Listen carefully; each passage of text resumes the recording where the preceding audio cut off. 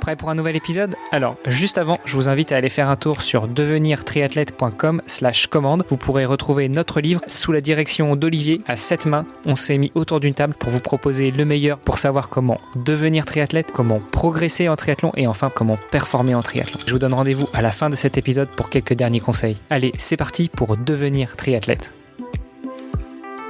Et vous êtes dans un nouvel épisode du podcast Devenir triathlète.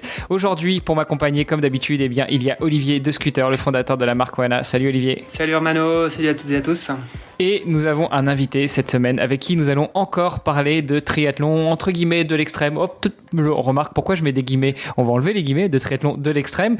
Il a traversé la Manche il y a quelques temps à la nage et je veux parler de Thomas Austré. Salut Thomas. Salut les amis et merci de me recevoir. En tout cas, c'est un vrai plaisir. Eh ben, c'est un plaisir partagé, surtout que ça a été compliqué de s'être ce rendez-vous. Je crois qu'on se parle depuis le mois de mai, non ? Ouais, je crois que même la toute première discussion qu'on a eue, c'était pas en février ou mars, c'était en premier trimestre 2022, je crois, et on s'était dit... Il faut savoir qu'on est en mois de novembre, hein, donc pour ceux qui nous écouteraient plus tard, voilà, ça, parfois c'est pas si fluide que ça, mais voilà, on va finir par y arriver. Non, mais pour être totalement transparent, on s'était dit surtout qu'on enregistrerait avec toi après ton épreuve. Et donc, du coup, on a attendu que tu traverses, que tu finisses, que tu te reposes un peu, que tu reprennes le boulot et puis qu'on enregistre. Ouais, c'est vrai que c'est ce qu'on s'était dit. On s'était dit, on fera cet épisode une fois la Manche traversée et le vélo arrivé place de l'Étoile, et je suis ravi de pouvoir faire cet épisode parce que ça prouve qu'il y a eu une bonne nouvelle à la fin. Bon, on va revenir là-dessus. On a une tradition, en tout cas dans le podcast, c'est qu'on laisse notre invité se présenter. Donc dis-nous tout, qui est Thomas Austré ? C'est pas très compliqué, c'est un jeune homme de 34 ans, parisien, qui a toujours vécu un petit peu dans le sport en commençant par le rugby et le hockey sur glace. Donc un pur produit des sports collectifs qui, par des chemins professionnels et personnels, a dû s'orienter vers un sport entre guillemets plus individuel, ou en tout cas plus libre en termes de gestion du temps. Et c'est à ce moment-là que personnellement j'ai commencé à courir et à faire du triathlon un petit peu après pour être libre de mon emploi du temps. C'est comme ça qu'un peu tout a commencé, et côté professionnel, je travaille, j'ai envie de dire, comme tout le monde, trop, et des horaires de bureau classiques où je suis dans de la gestion d'actifs en fait, et responsable du développement à l'international sur des produits immobiliers. Donc ça paraît bien complexe, mais ça prend juste beaucoup de temps et beaucoup de logistique et d'organisation. Mais c'est cool parce que ça permet en même temps de pouvoir profiter de différentes villes, de s'entraîner dans différents endroits, ce qui permet de ne jamais s'ennuyer et de jamais avoir une sensation de routine, ce que je chéris aujourd'hui parce que c'est quelque chose que j'essaie d'éviter, la routine. Tu veux dire que toi, ton meilleur moyen pour rompre la monotonie dans l'entraînement, c'est pas de changer le sens dans lequel tu tournes dans ton parc, c'est pas d'aller de temps en temps chez mémé ou chez tes parents pour aller faire des entraînements. Non, toi, t'as trouvé un boulot où tu voyages beaucoup, comme ça, tu romps la monotonie. Exactement. En gros, je voyage pas mal en Europe et j'ai toujours soit mon maillot de bain, soit mes baskets. Et le vélo, généralement, il reste sur le home trainer parce que c'est quand même un peu plus compliqué de l'emmener. Mais effectivement, les entraînements se passent dans toutes les capitales d'Europe, et les piscines, pareil. C'est pas tous les jours facile de trouver des piscines. C'est là où je me rends compte qu'en France, on est plutôt bien lotis. C'est une petite note sur laquelle je me suis fait... que j'en ai pris conscience en fait, qu'il n'est pas si simple de s'entraîner dans toutes les piscines, et en France on a plutôt de la chance parce qu'il y en a un bon paquet, et il est assez facile de trouver une piscine ouverte pour pouvoir s'entraîner. Ouais, j'ai envie de te dire, ça dépend un peu où en France, hein, parce que moi je me suis installé depuis quelques semaines dans le sud-ouest de la France. Pour trouver des piscines ouvertes, déjà pour trouver des piscines c'est pas facile, ouvertes qui sont pas en maintenance, qui sont pas fermées pour faire des économies d'électricité, qui sont pas fermées pour faire des économies de chauffage, qui bidule, je galère, hein. C'est vrai que la période en ce moment est compliquée, mais bon, dans le sud-ouest il y a une piscine qui s'appelle l'Atlantique qui est pas mal, c'est ce qu'il faut se dire. Faut que tu sois le plus près possible de la côte. Ouais, ça dépend où dans le sud-ouest. Je suis à 2 heures de l'Atlantique et à 2 heures de la Méditerranée, donc ça fait un peu loin quand même pour y aller. C'est plus compliqué. Bref, revenons sur toi. Donc, jeune homme d'une trentaine d'années qui s'est mis à courir, à nager, et puis par la force des choses, certainement à rouler et donc à faire du triathlon. On est rentré un petit peu dans l'introduction de ce podcast en blaguant un peu, en disant que tu avais traversé la Manche. En fait, tu as fait plus que ça, puisque tu t'es adonné à cet exercice dont on a déjà parlé dans certains épisodes, à savoir l'enduroman. Donc, on le rappelle, hein, c'est courir en Angleterre, au départ de Londres jusqu'à la côte, après traverser la Manche, facile, et puis après, une fois qu'on a posé pied en France, eh bien, on prend le vélo et on va jusqu'à Paris. Tu peux nous rappeler un petit peu les distances de cette épreuve, sachant que il me semble que l'épreuve du milieu, on ne sait pas trop combien de kilomètres elle fait, ni combien de temps elle dure, et puis après, j'aurais encore d'autres questions justement sur la genèse de cette idée. Ouais, avec plaisir. L'enduroman, en gros, c'est assez simple. C'est en gros Marble Arch jusqu'à l'Arc de Triomphe, donc Arch to Arc, c'est comme ça qu'ils l'appellent les Anglais. C'est 140 km de course à pied exactement, pour les férus des chiffres, je crois que c'est 132 que j'ai mis moi personnellement. Donc, comment t'as fait pour couper 8 km? Bah non, justement, j'ai pas triché, c'est qu'il y en a 132, parce que je l'ai fait 2 fois en plus, on en parlera après. Mais donc t'as 132 km de Marble Arch à Douvres ou à Dover pour les Anglais. Ensuite, tu as effectivement la traversée de la Manche qui, elle, ne se compte pas du tout en kilomètres, à part si tu as le trajet de l'Eurostar, en fait, où tu mets des bottes de plomb, tu vas tout droit, donc pas de courant, pas de vague, rien de tout ça. T'en as pour 36 km au plus court. Et ensuite, tu as, là, pour le coup, 300 km de vélo. 298 je crois exactement, entre Calais et l'Arc de Triomphe, avec 2000 de dénivelé sur la totalité du parcours, pour arriver justement à l'Arc de Triomphe. Bon, finalement 2000 de D+, en vélo, c'est pas énorme sur 300 bornes. Non, sur 300 bornes, ça te fait 2-3 petites bosses un peu pénibles, mais rien de bien méchant. C'est plutôt du gros vallonné qu'un vrai challenge, on va dire, de montagne. Et en général, ce qu'on dit, c'est que le vélo, c'est la partie la plus facile. En fait, t'as terminé une fois que tu mets le pied sur le sol français, quoi. Ouais, pour beaucoup de personnes, c'est effectivement l'objectif, c'est de pouvoir toucher Calais. Et j'avoue que je faisais partie de ces personnes-là. Il s'avère qu'effectivement, une fois que tu as posé ton pied, il y a seulement 2 individus qui n'ont pas réussi à faire le vélo. Un pour problème technique et un pour problème de santé. Donc effectivement, c'est la partie la plus facile parce que la majorité des gens qui traversent la Manche ensuite arrivent à l'Arc de Triomphe. Attends, tu dis problème technique, ça veut dire que c'était un problème avec le vélo? Il a pété son vélo. Il a chuté et le vélo, il est irréparable. C'est ouf parce que... Enfin, vu le sacrifice que c'est, l'investissement que c'est, et tu vois l'effort pour arriver jusque là, tu te dis j'ai pas pu continuer juste parce que le vélo était plus là. J'aurais prévu un deuxième vélo. Moi, je vais dans la première ville à côté, j'achète un vélo et je vais à la maison. Ah bah ouais, c'est ça. On est d'accord. Même si tu dois prendre 12 heures de plus, on s'en fout, tu le fais quoi. En toute honnêteté, moi, pour pallier à ça, j'avais 2 vélos. J'avais un vélo qui me suivait dans le véhicule de support au cas où il y a un problème, quoi. Un vrai problème, parce que tu peux crever, tu peux changer un pneu, t'avais une chaîne, tu peux tout faire. Lui, malheureusement, il avait entre guillemets, et c'est un peu la raison de ma préparation, une des raisons à l'enduroman, c'est qu'il faut être prêt à l'imprévu, en fait. Et il l'était pas, cette personne-là ne l'était visiblement pas assez. Et alors justement, on rigole en se disant, nous, on franchirait la première porte du premier magasin de vélo qu'on trouve le plus proche, et puis on achèterait un vélo, puis on repartirait avec.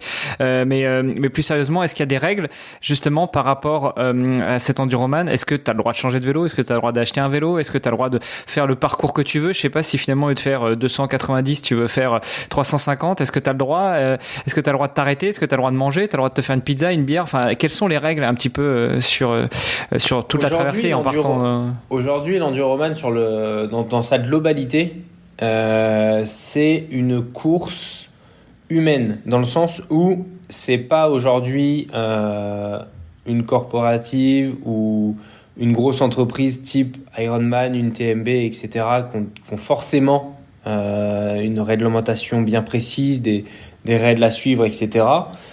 Aujourd'hui, l'enduroman, il est détenu par une seule et même personne. C'est une entreprise d'un seul salarié et qui décide de tout. Donc, en gros, il y a un règlement parce qu'ils souhaitent qu'il y ait, entre guillemets, un équilibre sur chacune des personnes qui vont se lancer sur l'enduroman, mais il peut y avoir des modifications le jour J. Typiquement, le parcours, si jamais il y a des travaux, etc., sur une des routes, etc., tu peux être amené à avoir des modifications. De l'autre côté, la seule règle qu'il y a, et pour répondre à ta question sur acheter un vélo, t'arrêter, prendre un café, etc., une fois que tu pars de Calais, la seule règle, c'est que tu n'as pas le droit de monter dans un véhicule, bien évidemment, tu es obligé de rester sur ton vélo. Ensuite, tu as une règle de temps. Ça veut dire que une fois que tu as traversé la Manche, tu dois, dans les 12 heures, être sur ton vélo. Donc, tu as le droit à 12 heures de repos maximum entre la Manche et le vélo. Et ensuite, tu as 48 heures pour arriver à Paris. C'est la seule contrainte, qui est quand même méga large. Faut se le dire, 48 heures pour faire 300 km de vélo, ça laisse quand même un peu de temps. Donc après ça, si tu veux t'arrêter, bouffer une côte de bœuf à Amiens avec des frites, y a aucun problème. Tu peux profiter. C'est de loin en fait une épreuve qui au début, moi personnellement, je l'ai peut-être mal envisagée dans le sens où effectivement j'avais une volonté de temps, de performance, etc. Et en fait, au fur et à mesure et après avoir un petit peu mûri le projet, je me rends compte que l'enduroman, c'est une aventure en elle-même et la performance découle des conditions et du jour sur lequel tu t'es lancé. Chaque enduroman, en fait, on est 50 aujourd'hui, 52 exactement, je crois, à l'avoir terminé. En fait, on a chacun un peu notre performance et notre record. Même si effectivement, aujourd'hui, on a envie de mettre des temps en face, de comparer, etc. À mon humble avis, la beauté de cet enduroman, c'est qu'en fait, chaque personne qui s'est lancée, c'est 52 fois un unique scénario. Donc tu peux pas te dire, je vais essayer de faire mieux, je vais essayer de battre. Si demain, je me relançais, déjà, j'ai aucune idée de si je suis capable de y arriver à nouveau ou pas, ce qui est un peu la beauté d'une de ces courses-là. Demain, tu me lances sur un Ironman, je sais que je vais le terminer. Alors, on parle pas de faire 8h30, 9h ou 16h, mais de le terminer. Demain, l'enduroman, même si je te le dis en 90 heures, ou en 100 heures, ou en 150 heures, je n'ai aucune idée de si je vais y arriver parce que tu as la Manche qui fait que tu as un impondérable. Il peut se passer tellement de choses que c'est impossible de savoir si tu vas y arriver. Et ensuite, courir 140 km, il peut quand même se passer des petits pépins, peu importe l'allure. Et les 300 km de vélo, j'ai envie de dire, c'est peut-être effectivement là où tu as le plus de sûreté ou en tout cas de confiance sur le fait que tu es en capacité de les faire. Demain, tu me dis, tiens, avec Olivier, on va faire 300 km de vélo, tu veux venir ? Je te dis, ok, il n'y a pas trop de soucis. Les deux autres, ça reste des... Je dirais pas que c'est des inconnus, enfin en tout cas, la Manche, c'est un inconnu et les 140 km, faut toujours respecter jusqu'au bout l'épreuve parce que elle peut te donner pas mal de surprises, quoi. Faut dire en même temps, rappelons-le, natation et vélo, ce sont des sports qui sont portés là où la course à pied c'est pas porté. Exactement. Alors en général on termine par la course à pied sur le triathlon, bon là sur l'enduroman on commence et donc forcément comme c'est un sport qui n'est pas porté, on porte soi-même son poids et son corps et donc c'est beaucoup plus sujet pas forcément à blessure. Génial pour moi. Je fais pas partie des poids plumes ou des poids coqs. Ouais, parce que Thomas, tu viens du rugby et du hockey, donc forcément c'est vrai que c'est quand même atypique. Ouais. C'est pas le même type c'est pas le corps type du triathlète, quoi. Alors bon, là on est en visio, on voit juste ta tête, on n'a pas toute la silhouette évidemment, mais je veux dire, c'est vrai que tu viens du rugby et du hockey, c'est quand même étonnant. Déjà pourquoi cette transition aussi, ou alors peut-être que t'étais peut-être un petit gabarit dans les rugbyeurs et les hockeyeurs. Non, c'était 108 j'ai fait 108 kilos au plus lourd, donc je faisais pas partie des plus légers non plus. D'accord. J'en fais toujours 88 exactement, je crois en ce moment. Pourquoi c'est assez simple en fait. encore une fois, c'était cette volonté d'être libre de son temps, parce que toute ma vie, du coup, j'étais dans des clubs à assez haut niveau, et du coup, c'est entraînement le mardi, le jeudi, le vendredi, mise en place du match le samedi, ou match le samedi ou match le dimanche. Donc il y a quand même, j'appelle pas ça une contrainte, parce que moi ça me faisait plaisir et c'était mon quotidien, et le mot contrainte je le trouve un petit peu fort, mais c'était une logistique et une organisation assez importante. Et quand tu t'engages dans un projet comme celui-là, que ce soit au rugby ou au hockey, c'est quand même très méritocratique. Donc c'est pas parce que tu es le meilleur joueur potentiellement que si t'es pas là mardi, jeudi à l'entraînement, tu vas pas jouer le samedi, hein. Tu peux oublier. Donc de mon côté, c'était pas non plus à la carte. Et je vivais à Londres à ce moment-là, et en fait je me voyais pas dire ce week-end je suis là parce que le week-end d'après je suis pas là parce que ma femme est à Paris ou elle vivait à Singapour à ce moment-là, donc j'ai besoin de partir, etc. Donc c'était clairement pas à la carte. Donc il fallait que je trouve un sport où j'étais libre de mon temps. Et ensuite j'avais pas mal de potes qui me disaient ouais, t'es sportif, tu fais du rugby, ok, machin, ok, mais t'as jamais fait de marathon.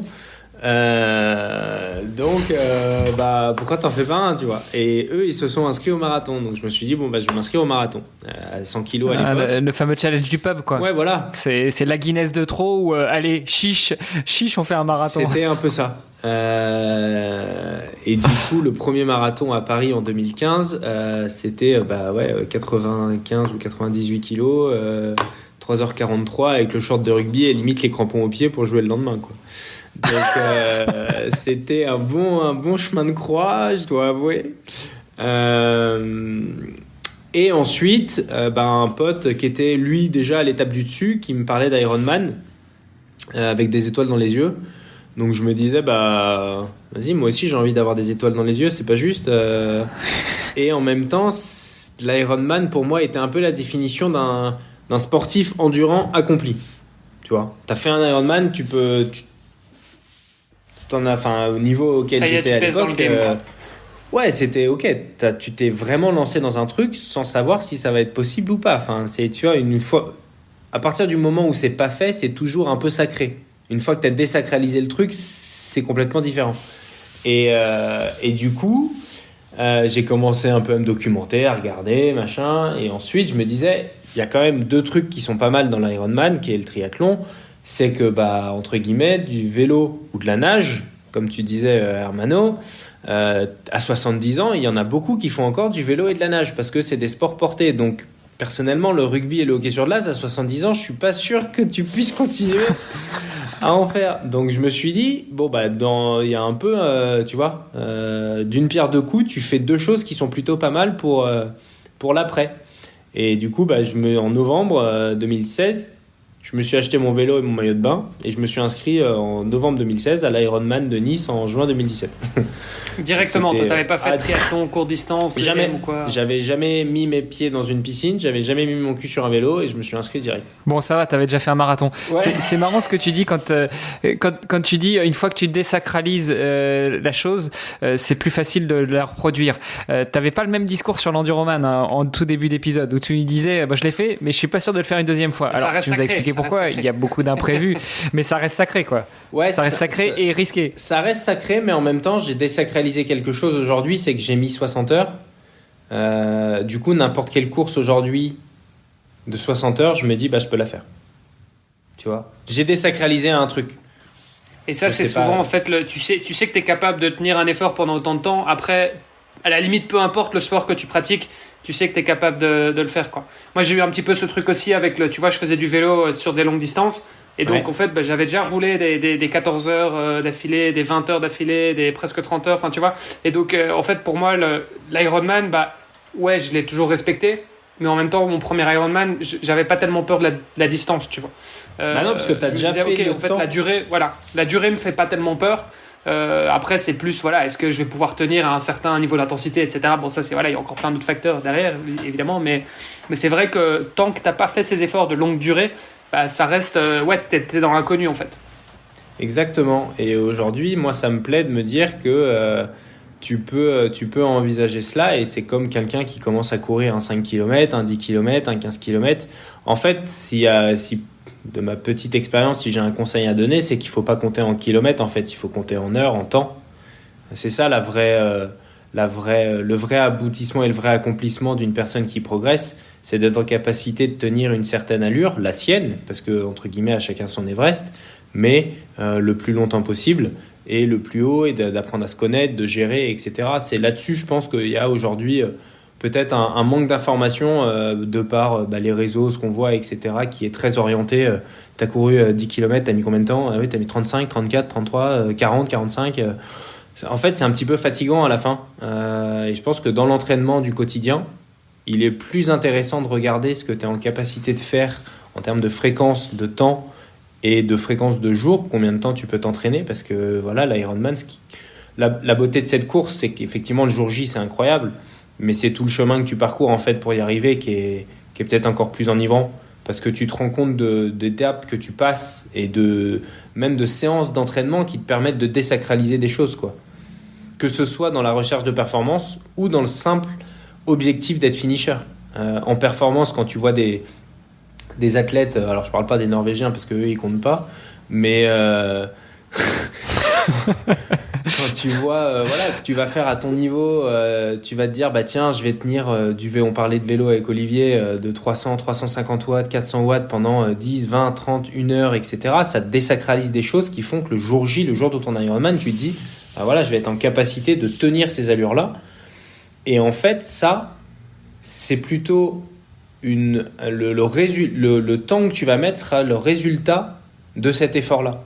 Alors que si tu cherches à mettre un temps absolument et à tenir une intensité équivalente, bah c'est là où potentiellement tu vas te retrouver face à un mur et face à une incapacité ou une impossibilité de terminer ta course parce que tu as mal géré ce truc-là, quoi. Et donc, du coup, l'enduroman, c'était parce que toi, tu as désacralisé Ironman. C'était une chose, c'était ta première course, ouais. Ton premier triathlon. Et puis, tu t'es dit, bon, bah ok, c'est bon, ça c'est fait. Next step, enduroman, c'est ça? Non, c'est presque ça. J'ai fait l'Ironman de Nice. Du coup, next step, ça a été, bah ok, qu'est-ce qu'on peut désacraliser après? Et je me suis inscrit au Norseman, j'ai été tiré au sort. Donc, next step, ça a été Norseman direct. Et là, c'était encore quelque chose de nouveau, dans le sens où en Ironman, tu as toute une organisation qui est autour de toi. Norseman, c'est un peu l'expression de la bite et ton couteau, sauf que c'est une équipe de support qui t'accompagne justement pour toute ta logistique, toute ton organisation, parce que c'est une course qui fait point A, point B. Tu reviens jamais au même endroit. Et en fait, j'ai découvert 2 choses à ce moment-là.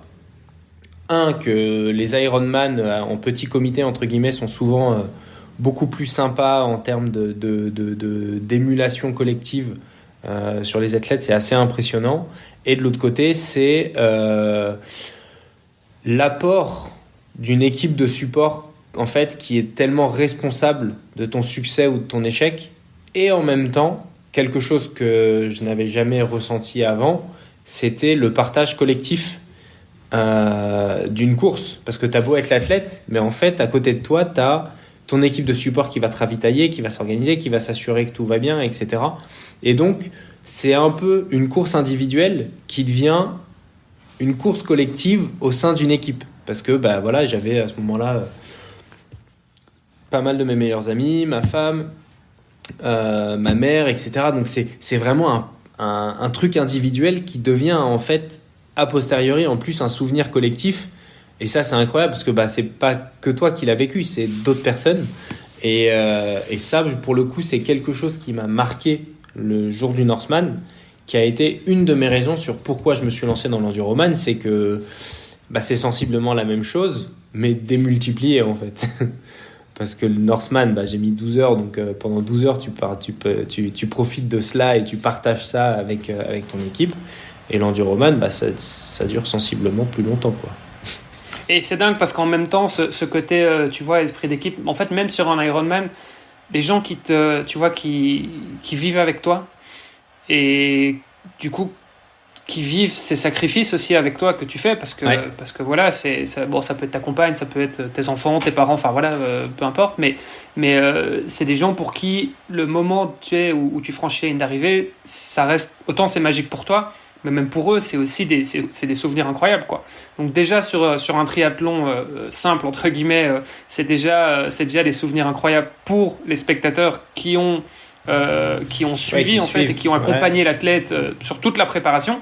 Et donc j'imagine qu'effectivement sur un truc comme le Norseman, c'est ça, mais démultiplié quoi, x10. Bah, c'était incroyable. Bah, en Bent, en toute transparence, on avait un groupe WhatsApp que j'avais créé au début. Et en fait, au début, il y avait peut-être 50, 60 personnes qui sont les proches, qui sont intéressées, etc.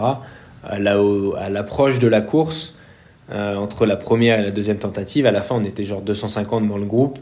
Et ces 3 jours, entre guillemets, en fait, les gens, ils ont complètement arrêté de vivre. Ils étaient juste à regarder, genre, est-ce qu'il y a une notification ou est-ce qu'il en est? Parce qu'en plus, j'avais la chance d'avoir mon frère qui gère plutôt très très bien les réseaux, qui les tenait au courant, genre, heure par heure, en fait. Donc les gens, ils allaient déjeuner, ils regardaient à la fin de leur déjeuner, ok, est-ce qu'il en est, où est-ce qu'il en est? Et en plus, sachant que la première tentative a été écourtée, il y avait toujours ce point de stress sur quid de la next hour, quoi. Est-ce qu'on va la vivre, est-ce qu'on va la suivre, est-ce que ça va continuer jusqu'à arriver sur les côtes françaises et après le vélo, quoi. Ok, et donc bon, on en était à la fin du Norseman, 12 heures, ce qui est quand même pas mal. Donc, et t'as pu monter parce que 12 heures c'est quand même un temps. Il faut quand même peut-être préciser, pour ceux qui connaissent pas, on en a déjà parlé dans des épisodes avec Pauline Stevens précédents, exactement, avec Pauline. Mais Norseman, vas-y, tu peux peut-être nous donner un peu les conditions, le dénivelé, tout ça. Ouais, le Norseman, effectivement, c'est une course particulière parce que déjà tu sautes d'un ferry dans un fjord où l'eau est entre 13 et 15 degrés. Tu as la distance Ironman à parcourir, donc 3,8 km de nage. La difficulté sur la nage, c'est qu'il n'y a aucune bouée. Donc en fait, tu as juste un feu sur la plage que tu dois suivre. Donc pour la direction, c'est pas facile. Vaut mieux avoir, entre guillemets, une bonne oreille interne. Ensuite, le parcours vélo, il est assez demandeur, effectivement, parce que c'est 180 km avec 3005 de dénivelé. Donc ça rallonge le chrono quand même. Et ensuite, tu as un marathon qui est un peu particulier parce qu'effectivement, au 30e kilomètre déjà du marathon, donc avant c'est sensiblement plat, tu as un cut-off des athlètes à ce moment-là au 32,5 km du marathon pour diviser les 150 premiers qui vont avoir la chance d'aller au sommet d'une montagne. Donc tu finis par un trail de 10 km avec 1200 ou 1100 de dénivelé. Ce qui est assez demandeur aussi. Et malheureusement, le reste des athlètes ont eux un chemin alternatif qui ne les permettent pas d'arriver au sommet. C'est un peu toute la beauté de cette course, c'est que ceux qui arrivent au sommet sont récompensés d'un t-shirt noir et ceux qui n'y arrivent pas malheureusement sont récompensés d'un t-shirt blanc. Moi, mon objectif quand je me suis inscrit au Norseman, c'était de finir premier ou 149e, mais c'était d'essayer d'avoir le t-shirt noir. Ce qui rajoutait une nouvelle, on va dire, un nouveau critère dans ma préparation, c'était que c'était la première fois de ma vie que je me battais contre d'autres athlètes, parce que le classement avait une importance. Avant cela, j'avais jamais considéré mon classement comme quelque chose d'important. Donc là, c'était la première fois où on se disait, il y a quelque chose à respecter ou à travailler pour s'assurer de finir dans les 149 premiers, quoi, parce que effectivement la déception, n'importe quelle personne qui rentre dans cette course a pour espoir d'eux. C'est très rare de voir quelqu'un qui se dit moi je sais directement que je veux le t-shirt blanc, ou en tout cas je ne recommande pas à cette personne de se préparer pour le Norseman parce que vaut mieux se préparer pour le plus difficile que le plus facile. Et ouais, ça s'est bien terminé parce que je finis 40e. Donc j'étais plutôt content. Je sors de l'eau 60e. Donc je me disais, le vélo n'étant pas mon point fort à l'époque, notamment sur la montagne. T'as les 15 premiers kilomètres où tu te tapes genre 1500 de dénivelé. T'as une énorme montée. Donc je m'étais dit, en sortant de l'eau, ok, je suis 60e, ça veut dire que j'ai 90 personnes qui doivent pas me doubler dans cette putain de montée et dans cette ascension-là. Sachant qu'a priori dans la descente tu récupères quand même quelques cyclistes. Voilà. Donc je m'étais dit normalement le plus dur, où il y a le plus de probabilité que je me fasse doubler, sera dans cette montée-là et dans cette ascension. Et finalement il y a genre 5 personnes qui m'ont doublé. Donc, tu les comptais, j'imagine, sur les doigts de ta main. Tu t'es direct, ok, alors 60. Et tu sais, en plus, comme tu es en train de fournir un effort, de temps en temps, tu te dis, ah non, mais attends, j'étais à combien? Faut que je revienne sur, je sais plus. Et là, tu commences à t'énerver. Enfin, tout Ouais, puis potentiellement, il y en a un qui te dépasse, mais tu le redépasses, et puis vous jouez un peu comme ça. Donc, au final, les chiffres. Donc, voilà, exactement. Les chiffres sont restés sensiblement les mêmes parce que je mets 6h15 ou 6h30, je crois, pour faire le parcours. Et je pose le vélo 68 ou 69e, je crois. Ou 70. Donc ça va. Et là après pour le coup merci à mon coach entre guillemets qui m'avait bien préparé, parce que toute la beauté de cette course c'est dans la gestion, hein. C'est d'être en capacité de fournir la meilleure course à pied possible. C'est comme l'Ironman, un petit peu. Faut pas croire que c'est 3 sports, hein. C'est un seul sport avec l'objectif d'avoir le plus d'énergie possible sur la course à pied. Et j'ai joué à Pac-Man entre guillemets jusqu'au 32e kilomètre pour finir 40e et respecter jusqu'au bout, parce que t'as des gens qui ont tellement peur de finir dans les 150 après les 150 qu'en fait ils donnent tout sur le vélo pour prendre le plus d'avance possible, et ils se retrouvent dans un état assez difficile de temps en temps pour finir les 40 kilomètres. Mais c'est leur plan de course. Nous on a opté pour un plan de course différent et ça a plutôt bien marché, donc ça c'était cool. Ouais, sachant que l'objectif à pied, c'est surtout d'arriver au cut-off. Ouais. Alors moi, j'ai continué à courir et à profiter parce que, on va dire quand ça se passe bien, tu vas pas non plus. Oui, t'as pas envie de marcher, mais je veux dire au moins, c'est bon, t'as validé le truc, quoi. Tu vois, t'auras ton black t-shirt. Bon, après, tu peux perdre quelques places à la limite, mais. Non, après, c'est pas grave. Jouer, et l'objectif, nous, ce qu'on avait, c'était qu'en plus, à partir du 32e kilomètre, tu peux partager avec tes proches, avec ton équipe de support. Tu as quelqu'un qui doit t'accompagner jusqu'au sommet, donc c'est trop cool en fait. Parce que tu finis par, entre guillemets, une belle balade. Tu es en plus sur un endroit magnifique en Norvège. Si pour un peu de chance, tu as du beau temps, tu peux vraiment profiter et passer un bon moment, quoi. Ouais, les photos sont assez incroyables. Et t'as pas eu de problème au niveau des températures? Parce que bon, il fait quand même... t'as parfois la température négative même... Ouais, alors moi je suis passé par tous les temps. J'ai eu du vent, j'ai eu de la pluie, j'ai eu du soleil. Mais dans l'ensemble, c'était une année où on était plutôt chanceux sur la météo. Parce qu'il n'y a pas eu de grosses pluies, de gros vents. La température de l'eau était pas très très froide. Enfin, elle était à 14, donc c'est pas le plus froid. Donc non, de ce côté-là, je pense qu'on était un millésime entre guillemets plutôt chanceux. Et pour se préparer justement à ça, comment est-ce que tu faisais? Parce que bon voilà, tu vis à Paris, tu voyages un peu pour le boulot, t'es pas forcément dans des conditions, tu vois, enfin voilà, tu t'entraînes pas en Norvège, quoi.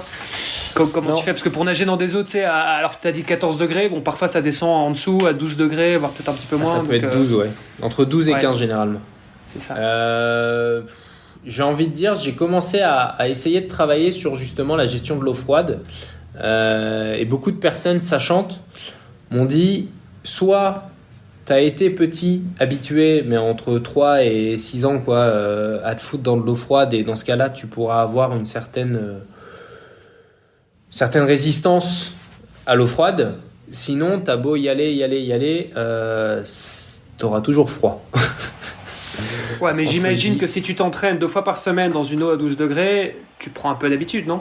En fait, tu prends l'habitude, mais genre sur la période de temps que j'avais genre 8 mois entre le tirage au sort et la course, tu vas pas non plus fondamentalement changer le message nerveux que reçoit ton cerveau en y allant 2 fois par semaine dans une eau. À chaque fois que tu vas y aller, tu vas te dire putain, ça va faire froid, et tu vas t'habituer, hein. Mais fondamentalement, ton corps subira sensiblement le même choc à chaque fois. Alors il sera peut-être un peu moins fort, mais tu pourras jamais entre guillemets trouver une sensation de plaisir sur rentrer dans l'eau à 12 degrés, quoi. Potentiellement peut-être dans la tête, il y a des techniques aussi, tu sais. En fait, il y a plus de la méditation. Tu vois Ouais, t'as le Wim Hof, t'as de la méditation, t'as de l'habitude. C'est sûr que ça a joué. Maintenant, moi à ce moment-là, en plus j'ai eu de la chance parce que je vivais à Londres, et en fait t'as un club de natation dans Hyde Park qui s'appelle le Serpentine, où en gros c'est comme si t'étais dans la Seine, et tu peux nager dans une ligne d'eau de 200 mètres toute l'année. Et du coup, j'ai commencé à y aller en février, et t'inquiète pas, l'eau là-bas en février, bah ça caille quoi. Donc alors moi j'y allais avec ma combi, hein, donc forcément t'as tous tes petits amis anglais et tes petits british qui y vont en maillot de bain tous les matins qui ont leur habitude. Mais moi j'y allais avec ma combi, je m'y suis habitué, je me suis juste dit ok, il faut que tu sois en capacité de tenir 1 heure parce que c'est à peu près le temps que t'allais nager sur la distance. Donc bah voilà, entraîne-toi comme ça et ça a plutôt bien fonctionné. Et c'est plus lors de l'enduroman en fait où j'ai commencé à réaliser que le froid pouvait avoir un impact sur ta gestion de l'effort et de ta course parce que bah là je suis resté beaucoup plus longtemps dans l'eau et l'eau était pas beaucoup plus chaude, elle était à 15 ou 16. Okay. Alors je dis pas beaucoup plus chaude parce que c'est que 1 degré mais c'est drastiquement différent quand même. Chaque degré là tu les prends et tu te dis je le garde parce que tu vas avoir une dépense énergétique moins importante, tu vas avoir une résistance plus forte au froid, tu vas avoir un cœur qui va pouvoir battre plus lentement, etc. Donc c'est beaucoup de facteurs qui contribuent positivement en fait à ton effort dès lors que tu prends quelques degrés quoi. Au-dessus de 13 degrés, chaque degré il est vraiment très important. À 18, 19, 20, enfin genre t'es tranquille quoi. Ouais, jusqu'à une certaine limite parce que après dans l'autre sens c'est pareil aussi, t'es à 21, 22, 23, 24, chaque degré de plus que tu vas prendre là tu vas aussi consommer plus d'énergie. En fait l'optimal il est entre 18 et 22. Après en dessous tu vas commencer à consommer plus et au-dessus tu vas consommer plus parce que tu vas avoir trop chaud, etc. Tout dépend ensuite le corps si tu es néoprène ou pas hein. Parce que ton corps il est à 37,5 donc peu importe ce que tu fais il faut qu'il reste à 37,5. Donc effectivement si tu te mets du néoprène à 28 bah il sera plus à 37,5 en fait il va chauffer mais si tu es dans une eau à entre 25 et 28 sans néoprène t'es bien. Et en termes, j'imagine t'avais un néoprène, t'avais des gants, t'avais des chaussons, t'avais une cagoule Non, les gants t'as pas le droit aussi bien pour le Norseman que l'enduroman. Cagoule c'est autorisé mais j'en avais pas, je crois. En tout cas, j'en avais pas. En fait, c'est quelque chose que je supporte pas très bien. Je le gère pas super bien, donc je préfère ne pas en avoir. Et puis le bonnet, mine de rien, réchauffe. Il permet de garder. T'en as mis 2 ? Il y en a qui le font. Il y en a beaucoup qui le font. Ah ouais. Moi, je l'ai pas fait, aussi bien sur le Norseman que l'enduroman, mais il y en a beaucoup qui le font. Et les chaussons, tu peux. Et pareil, je trouve ça, j'ai pas trouvé chaussures à mon pied, parce que dès que t'as de l'eau qui se fout dedans, ça bouge et tout. Ouais, c'est ça. Chaussons à mon pied. Et du coup, j'en avais pas non plus. Parce que pour 1 heure, en fait, tu sais, c'est l'Ironman. Beaucoup de gens pensent que la natation, c'est un Everest, c'est impossible, c'est le plus dur. Du coup, ils se disent, bah, je m'inscris pas à un Ironman. Et la première réponse que je donne à ces personnes-là, en général, c'est en fait, tu es en train de me dire que tu vas passer une journée pour 99% des gens, entre 10 et 15 heures. Et ta première heure, tu me dis, je le fais pas à cause de ça.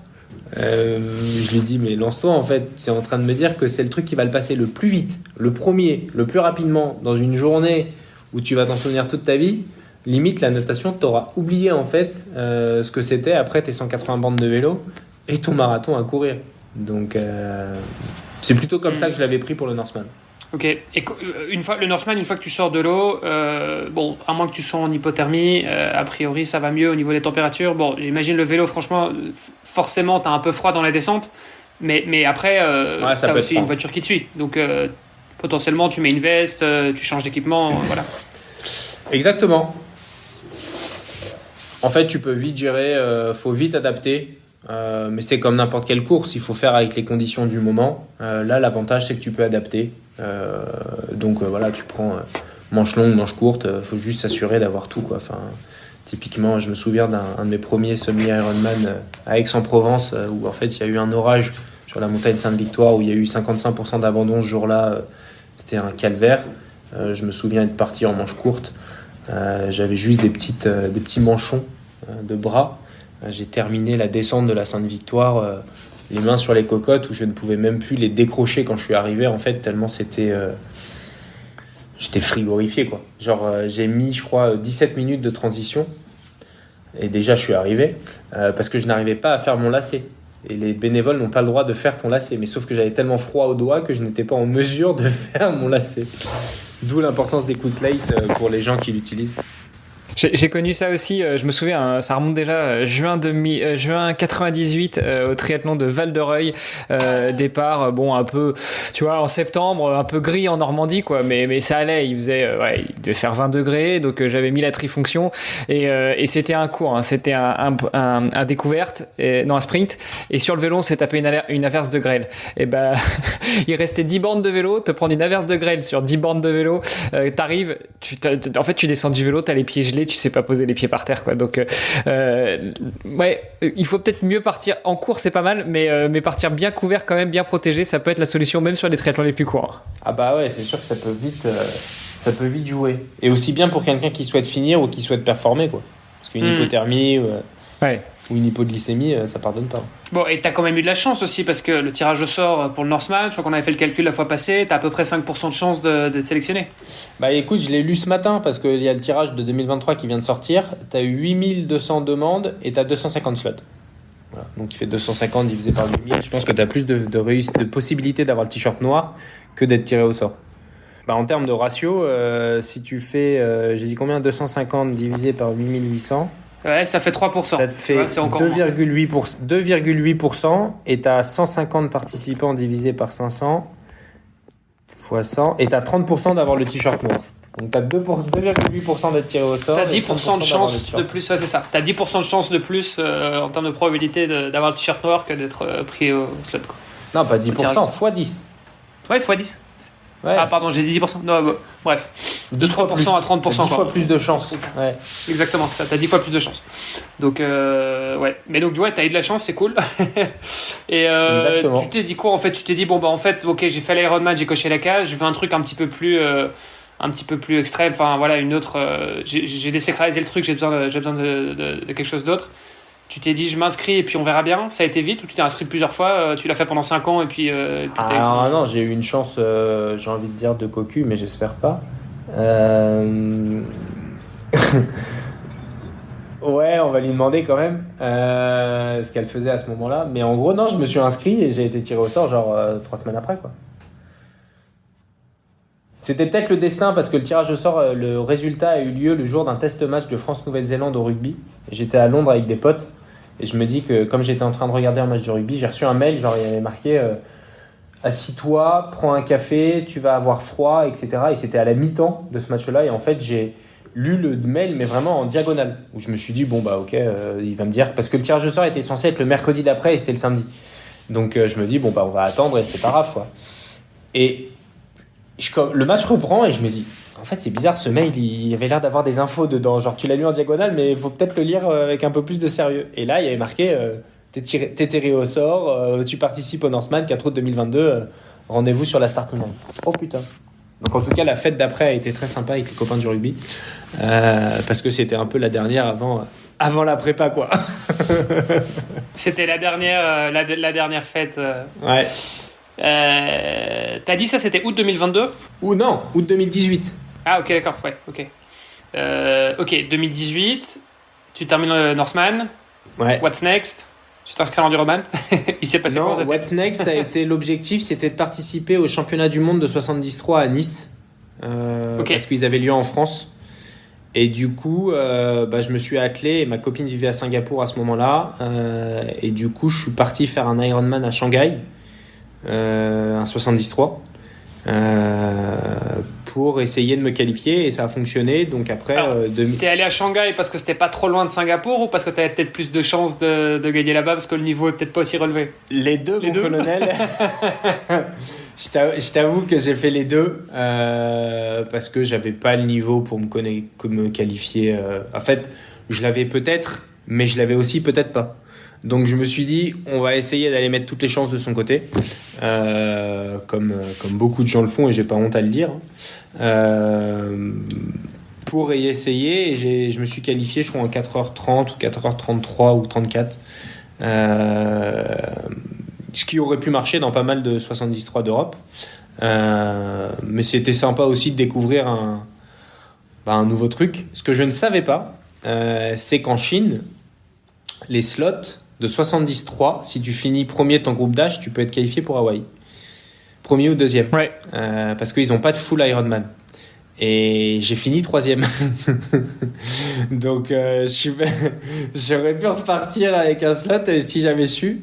Mais le premier était bien au-dessus de mon niveau parce que je crois qu'il finit en 4h08. Donc, 20 minutes, faut aller. Enfin, il fait 1h12, je crois, au semi. C'est beaucoup donc, sur un semi. 1h12 au semi. J'ai envie de dire, même en sec, je ne l'ai pas, je crois. Donc ça aurait pu être marrant, mais au final, ça m'a permis de participer à cette belle fête qui était les championnats du monde de 73 à Nice en 2019. Oui, parce que dans ce cas-là, t'aurais eu ta qualif pour Hawaï. Tu dois choisir, Ouais. du coup, j'imagine. Non, ou tu... Bah du coup, ouais, tu prenais Hawaï. Du coup, je pense que avec Bon, à Dessy, choisir, on pourrait- j'imagine, t'aurais pris Hawaï quand même si c'était Ouais. Nice, voilà. Enfin, Bah, on va dire que t'aurais pris. Tu peux choisir. Ouais. Les deux premiers avaient choisi parce que c'est priorité un peu premier arrivé, premier servi. Donc les deux ont pris Hawaï. Si jamais il y en a un qui avait pris 73, j'aurais pu avoir Hawaï et inversement. C'est juste que si j'avais pu avoir Hawaï, j'aurais pris Hawaï et j'aurais réessayé de me qualifier pour les 73 ailleurs. Parce que c'est quand même bien plus simple de se qualifier pour Forcément. 73 que pour Kona. Et voilà, et ça a animé, on va dire, mon année 2019. C'est 73.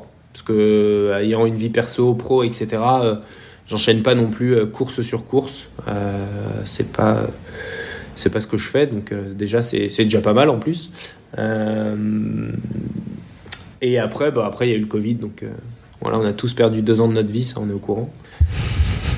Sans s'en rendre compte. Enfin, on s'en est rendu compte, mais sans s'y attendre plutôt. C'est ça. Et c'est après que je me suis orienté vers l'enduroman, justement pendant le Covid, en me disant que ça avait l'air quand même assez sympa, qu'il y avait une histoire derrière tout ça, dans le sens où j'avais vécu à Londres, je connaissais Marble Arch, je connaissais bien. Traverser la Manche, c'était un peu pareil que mes copains avec des étoiles dans les yeux. Quand j'allais à Hyde Park m'entraîner pour le Norseman, je voyais des gens qui l'avaient traversé 12 fois, 14 fois, 32 fois. Enfin, les mecs, c'est des barjots. Et en fait, ils avaient tous fait des choses incroyables. Il y en avait un, il avait fait 2 fois la Barclays. L'autre, il avait traversé le Canada à pied. Ils avaient fait le Marathon des Sables. Ils avaient monté l'Everest. Enfin...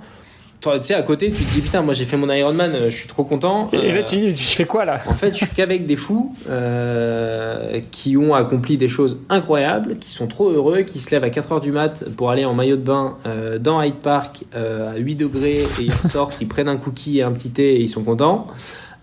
Mais le seul point commun de tous ces gens-là, c'est qu'ils avaient une storytelling, entre guillemets, incroyable à chaque fois qu'ils parlaient de leur traversée de la Manche.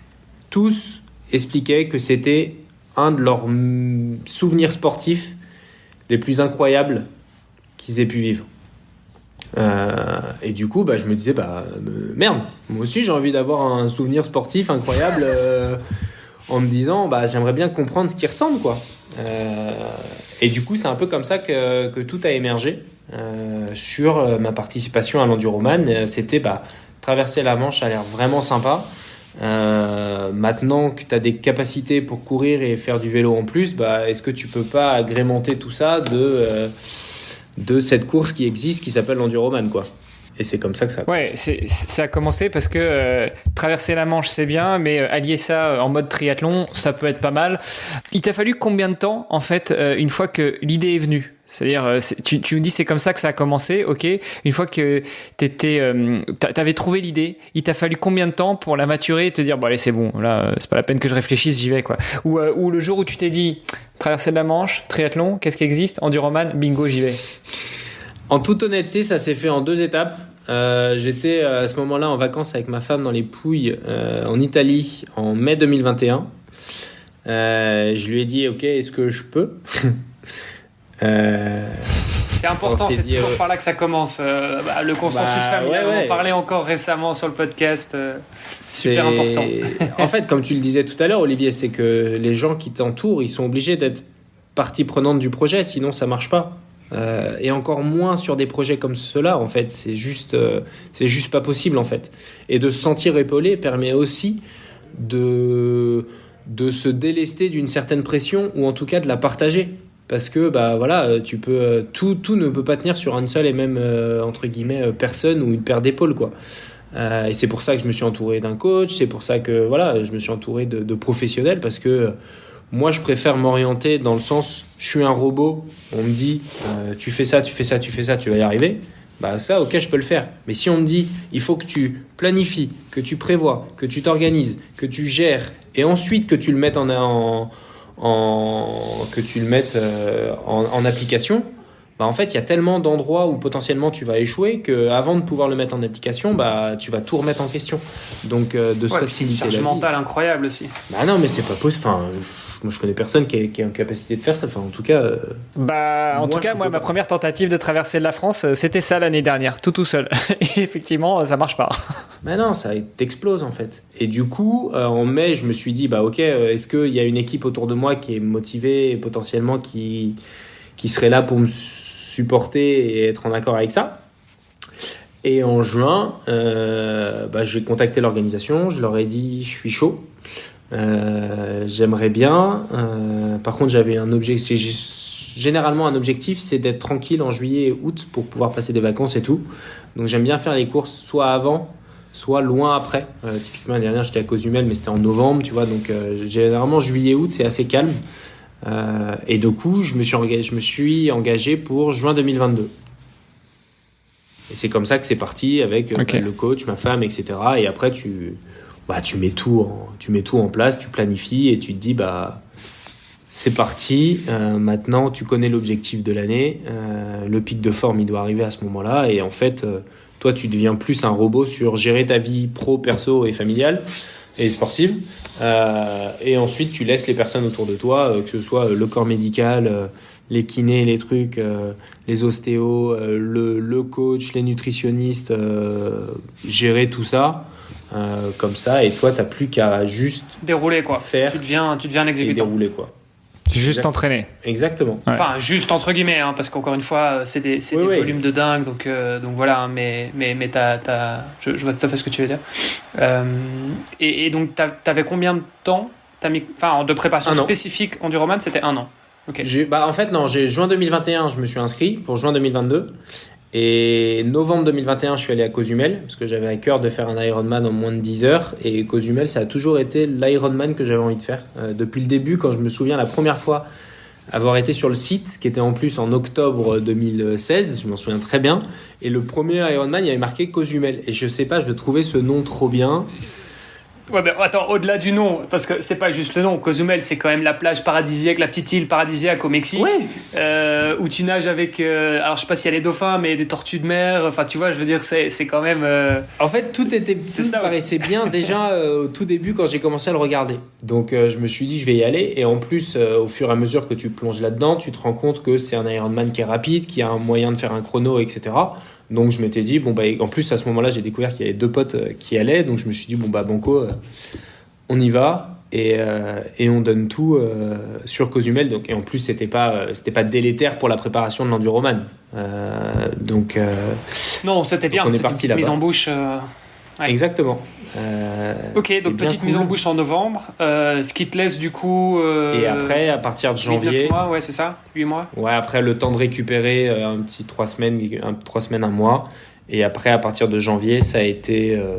à partir de janvier, ça a été la préparation dédiée Enduroman, parce que dès fin janvier, j'étais à Lanzarote, en fait, avec l'organisation de l'Enduroman, pour faire des tests, pour nager 6 heures en eau libre, pour nager 8 heures, pour nager tous les jours 10 km, etc. Donc là, c'était un vrai test, parce que j'avais jamais fait ça de ma vie.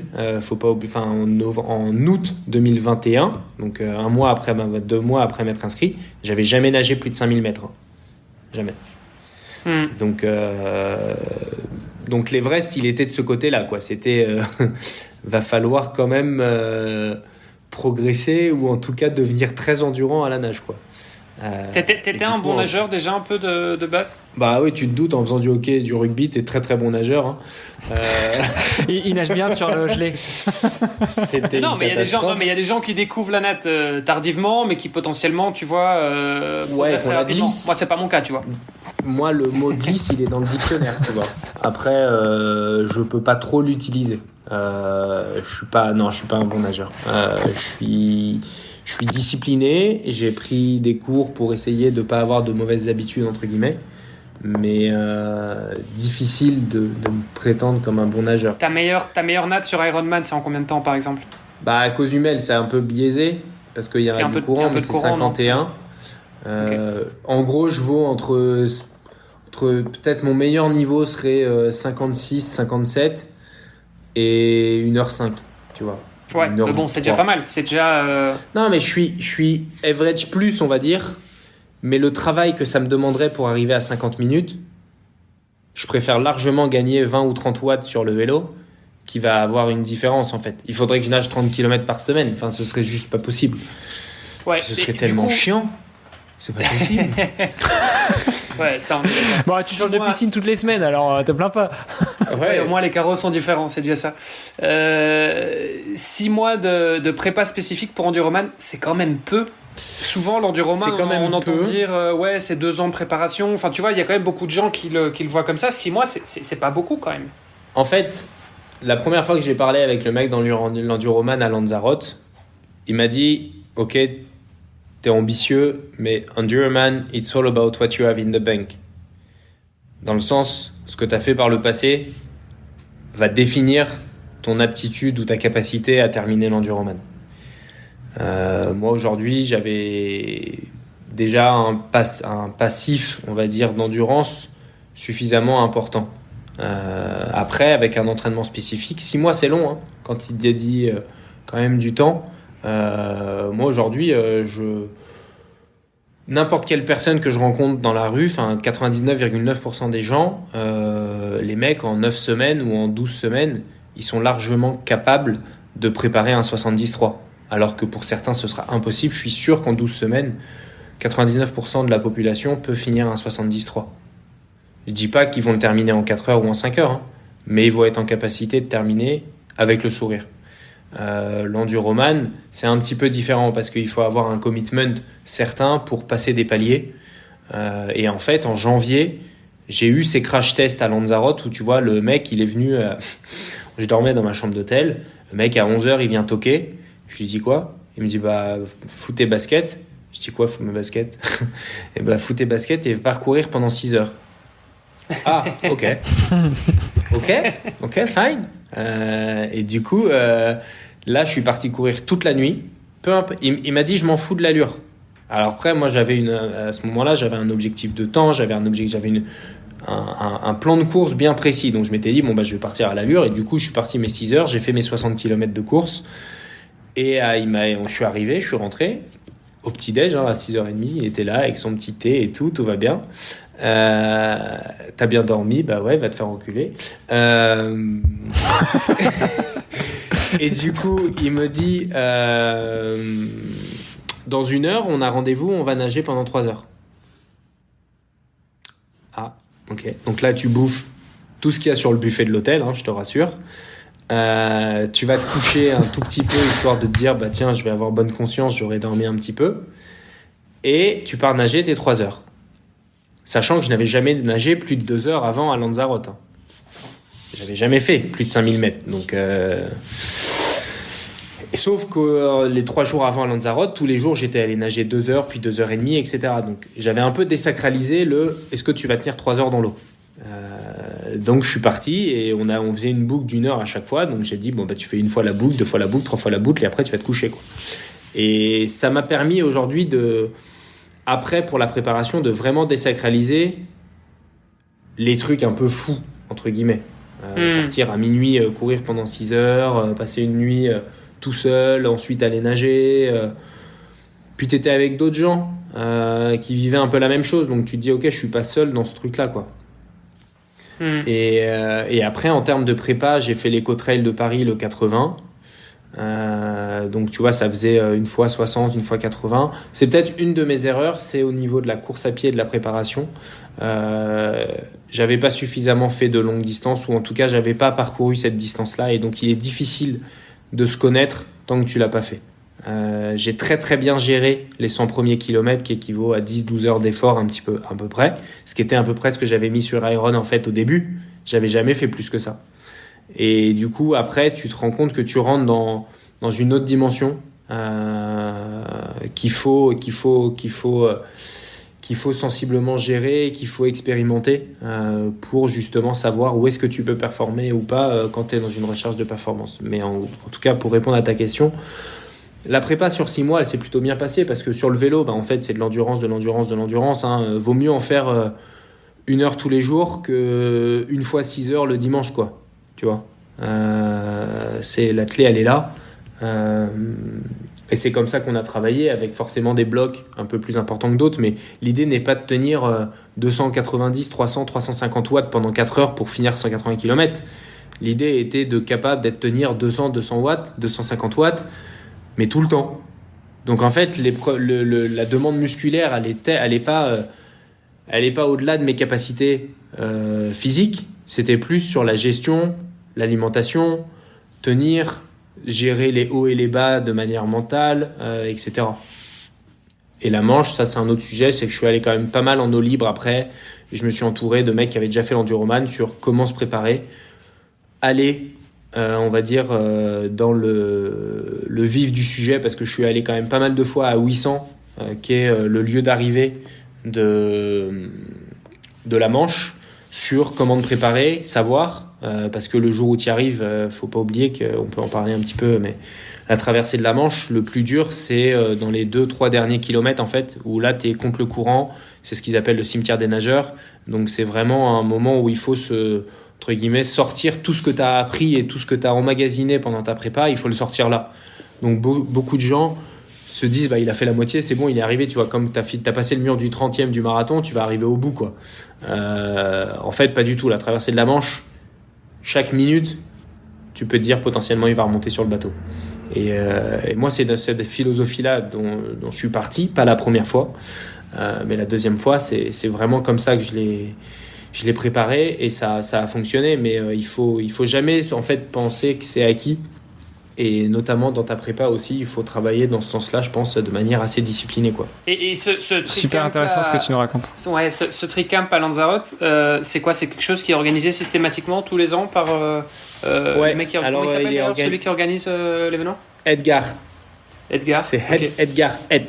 Et Edgar, il organise effectivement ce swim camp tous les ans, où en fait, il souhaite voir les athlètes, savoir s'il y a un risque ou pas, quoi. Est-ce que potentiellement... donc ça fait partie, t'es obligé de le faire, Ok, donc c'est le processus, ça fait partie du processus de sélection, quoi. Alors, t'es pas obligé, on va dire que t'es pas obligé, mais c'est grandement recommandé. Et moi, personnellement, je le recommande aussi, parce que ça te permet justement d'emmagasiner de la confiance 6-8 mois avant. Donc c'est quand même un vrai plus. La seule chose que tu dois faire par contre, c'est 2 mois avant ta traversée, tu dois valider 6 heures en eau libre dans une eau à moins de 18 degrés. Ça, c'est obligatoire. Et ça, tu le valides comment, quand Tu le valides via soit l'organisation, tu le fais avec un des mecs de l'organisation, soit tu vas dans un swim camp ou un truc comme ça, et ces gens-là envoient un mail à l'organisation en disant je certifie que... Et ça, c'est en fait l'association des channel swimmers qui te le demande. C'est même pas l'enduroman, c'est pour la privatisation de ton bateau et tout. Ok. Et ce mec, ce Edgar, c'est qui? Il sort d'où? C'est un triathlète? C'est... Ce mec, c'est le number one. Edgar, c'est le number one. C'est lui qui l'a fait. Il l'a essayé 4 fois avant de le faire. Il est parti comme toi, Hermano, quand il a voulu traverser. Il s'est dit, moi, je veux faire ça. Et il est parti, il a traversé Londres, Douvres. Il a essayé de traverser la Manche 1 fois, 2 fois, 3 fois. À chaque fois, il recommençait. Et finalement, il est arrivé à Paris. Et il a fondé ensuite Enduroman et cette course. Et puis aujourd'hui, il accompagne tous les athlètes sur leur prépa et tout. Et puis, ça lui fait gagner un petit pécule parce qu'il est à la retraite, parce que ça a quand même un coût. Et qu'en termes de logistique, on va dire que lui, ça lui coûte pas grand-chose. Donc, il a tourné en fait son épreuve et son événement autour d'un business aujourd'hui, ce qui est plutôt bien pensé dans le sens où beaucoup de gens font ça aujourd'hui. Donc, il a fait ça tranquillement et aujourd'hui, ça se passe plutôt bien pour lui. Excellent.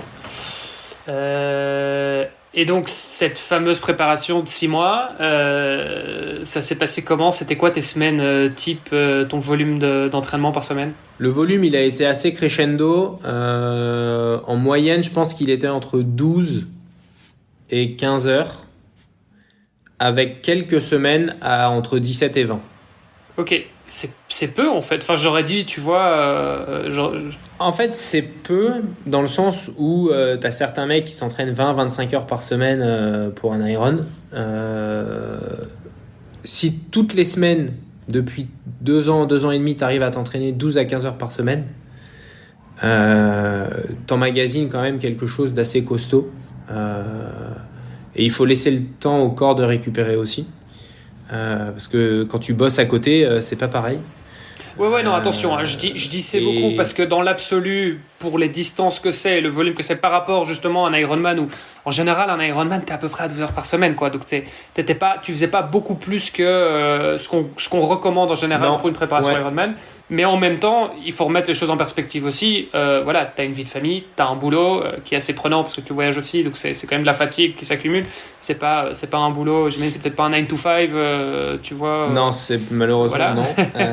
Donc non, c'est beaucoup et à la fois et à la fois c'est peu, quoi. Donc ça dépend. Exactement. Et de l'autre côté, sur un Ironman, tu as une intensité à tenir qui va faire que tu vas avoir besoin de tenir des allures quand tu cherches une performance assez importante. Là, entre guillemets, je partais courir à 6 ou 7 minutes du kilomètre. Hein. Donc, parce que l'objectif, c'est de traverser la Manche. Donc, en fait, on a orienté ça là-dessus avec quelques semaines un petit peu choc où tu avais des sorties de 6-7 heures de vélo où je me suis fait le Ventoux. Tu avais 10 heures en eau libre, tu vois, où là, forcément, le compteur hebdo, il explose. Tu avais l'Eco-Trail où tu avais 8 heures de course, 7 heures de course, où là, forcément, ça augmente le volume. Mais ce qu'on a fait, c'est et c'est le coach qui a décidé ça, moi j'étais vraiment un robot, c'est de lésiner aucun des 3 sports et de garder justement cet équilibre. Parce qu'il y avait un objectif de performer, entre guillemets, sur les 3 sports et pas justement simplement traverser la Manche. Et en même temps, on pourrait avoir tendance à se dire bon, le vélo de toute façon ce sera relativement facile par rapport aux autres disciplines. Voilà, une fois que je suis sur le vélo, ça va tout seul, entre guillemets, tu pousses sur les pédales et bon, t'avanceras bien d'une manière ou d'une autre. Mais toi, t'as continué à faire... Et en plus, en entraînement, en général, une prépa spécifique triathlon, en général, là où tu passes le plus de temps, c'est quand même sur le vélo. C'était le cas aussi pour l'Ironman ? J'ai quand même passé beaucoup de temps à courir. J'avoue que je touche du bois, mais j'étais pas blessé, etc. Donc j'ai envie de dire que je m'enquillais, je crois 2 fois par semaine, 2 heures de course à pied, ou 30 bornes en fait à 4,30. Et en fait c'était devenu un peu un automatisme. Donc ça prenait du temps. Et après en vélo, j'avais pas de très très long vélo, mais j'avais souvent genre 2h30 le samedi et 3h le dimanche, quoi. Tu vois, histoire de faire 5h30. T'as fait quand même 5h30 de vélo dans le week-end. Mais au lieu de te taper une longue sortie, ce qui est déjà plus facile à gérer au niveau de la famille, parce que si tu te lèves à 6h, à 8h30, t'as fini, ou à 9h, t'as fini. Et c'était souvent comme ça, plutôt que du très très long. Et après, la nage, c'était 3 à 4 fois par semaine. Avec 3000 à chaque fois au minimum. Et quelques séances à 4000, 4005, mais pas beaucoup.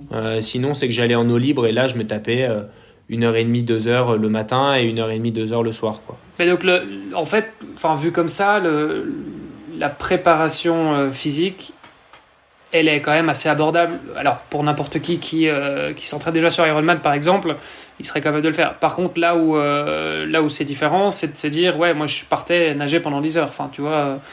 Moi, déjà, tu me dis, va nager pendant 3 heures, je pense qu'effectivement, tu as raison sur le fait que quelle que soit la personne qui connaît un peu les entraînements Ironman pourrait potentiellement se lancer là-dedans. Après, c'est à quel point il le veut, quel est son objectif. Et tu vois, il y a certaines personnes qui s'entraînent pour l'enduroman qui lâchent le vélo complet en fait et qui font que nager en lieu et place du vélo. Donc forcément, ces gens, tu vois, moi j'ai mis 11 heures sur le vélo, 11h40. Ces gens-là ne pourront jamais mettre 11h40 sur le vélo. Jamais. Ils vont mettre 20 heures. C'est un choix. C'est pas mauvais ou mieux ou mal. C'est juste que... Est-ce qu'il récupère ces 8 heures sur la natte? Impossible. Donc ça après, donc, en fait, ça dépend si t'es dans une logique de performance aussi ou pas. Toi, t'avais quand même envie de faire un chrono pas trop dégueu, quoi. Exactement. Moi, j'avais envie de respecter les 3 sports. Et en plus, il y a un moment en fait où, en toute honnêteté, moi, la nage, j'ai beau y passer beaucoup de temps, de passer, je sais pas, sur l'enduroman, c'est un peu biaisé, mais imaginons en piscine, pour passer de 1,35 à 1,25 du 100 mètres, mais c'est juste un travail titanesque en fait. C'est juste colossal. Et je parle pas de passer à 1,20 ou 1,15, hein. Là, on est dans des sphères bien différentes. Je préfère garder de la caisse, et en plus l'entraînement croisé course à pied vélo permet d'avoir un travail de fond et une endurance fondamentale beaucoup plus importante pour tes 140 km. Donc on est parti là-dessus. D'autres personnes vraiment lâchent le vélo. Moi j'ai un coach, un mec qui a fait l'enduroman que je connais, il m'a dit non mais moi j'ai arrêté de faire du vélo. Et la course à pied, il courait pas pour se blesser, il marchait. Il allait marcher 8-10 heures.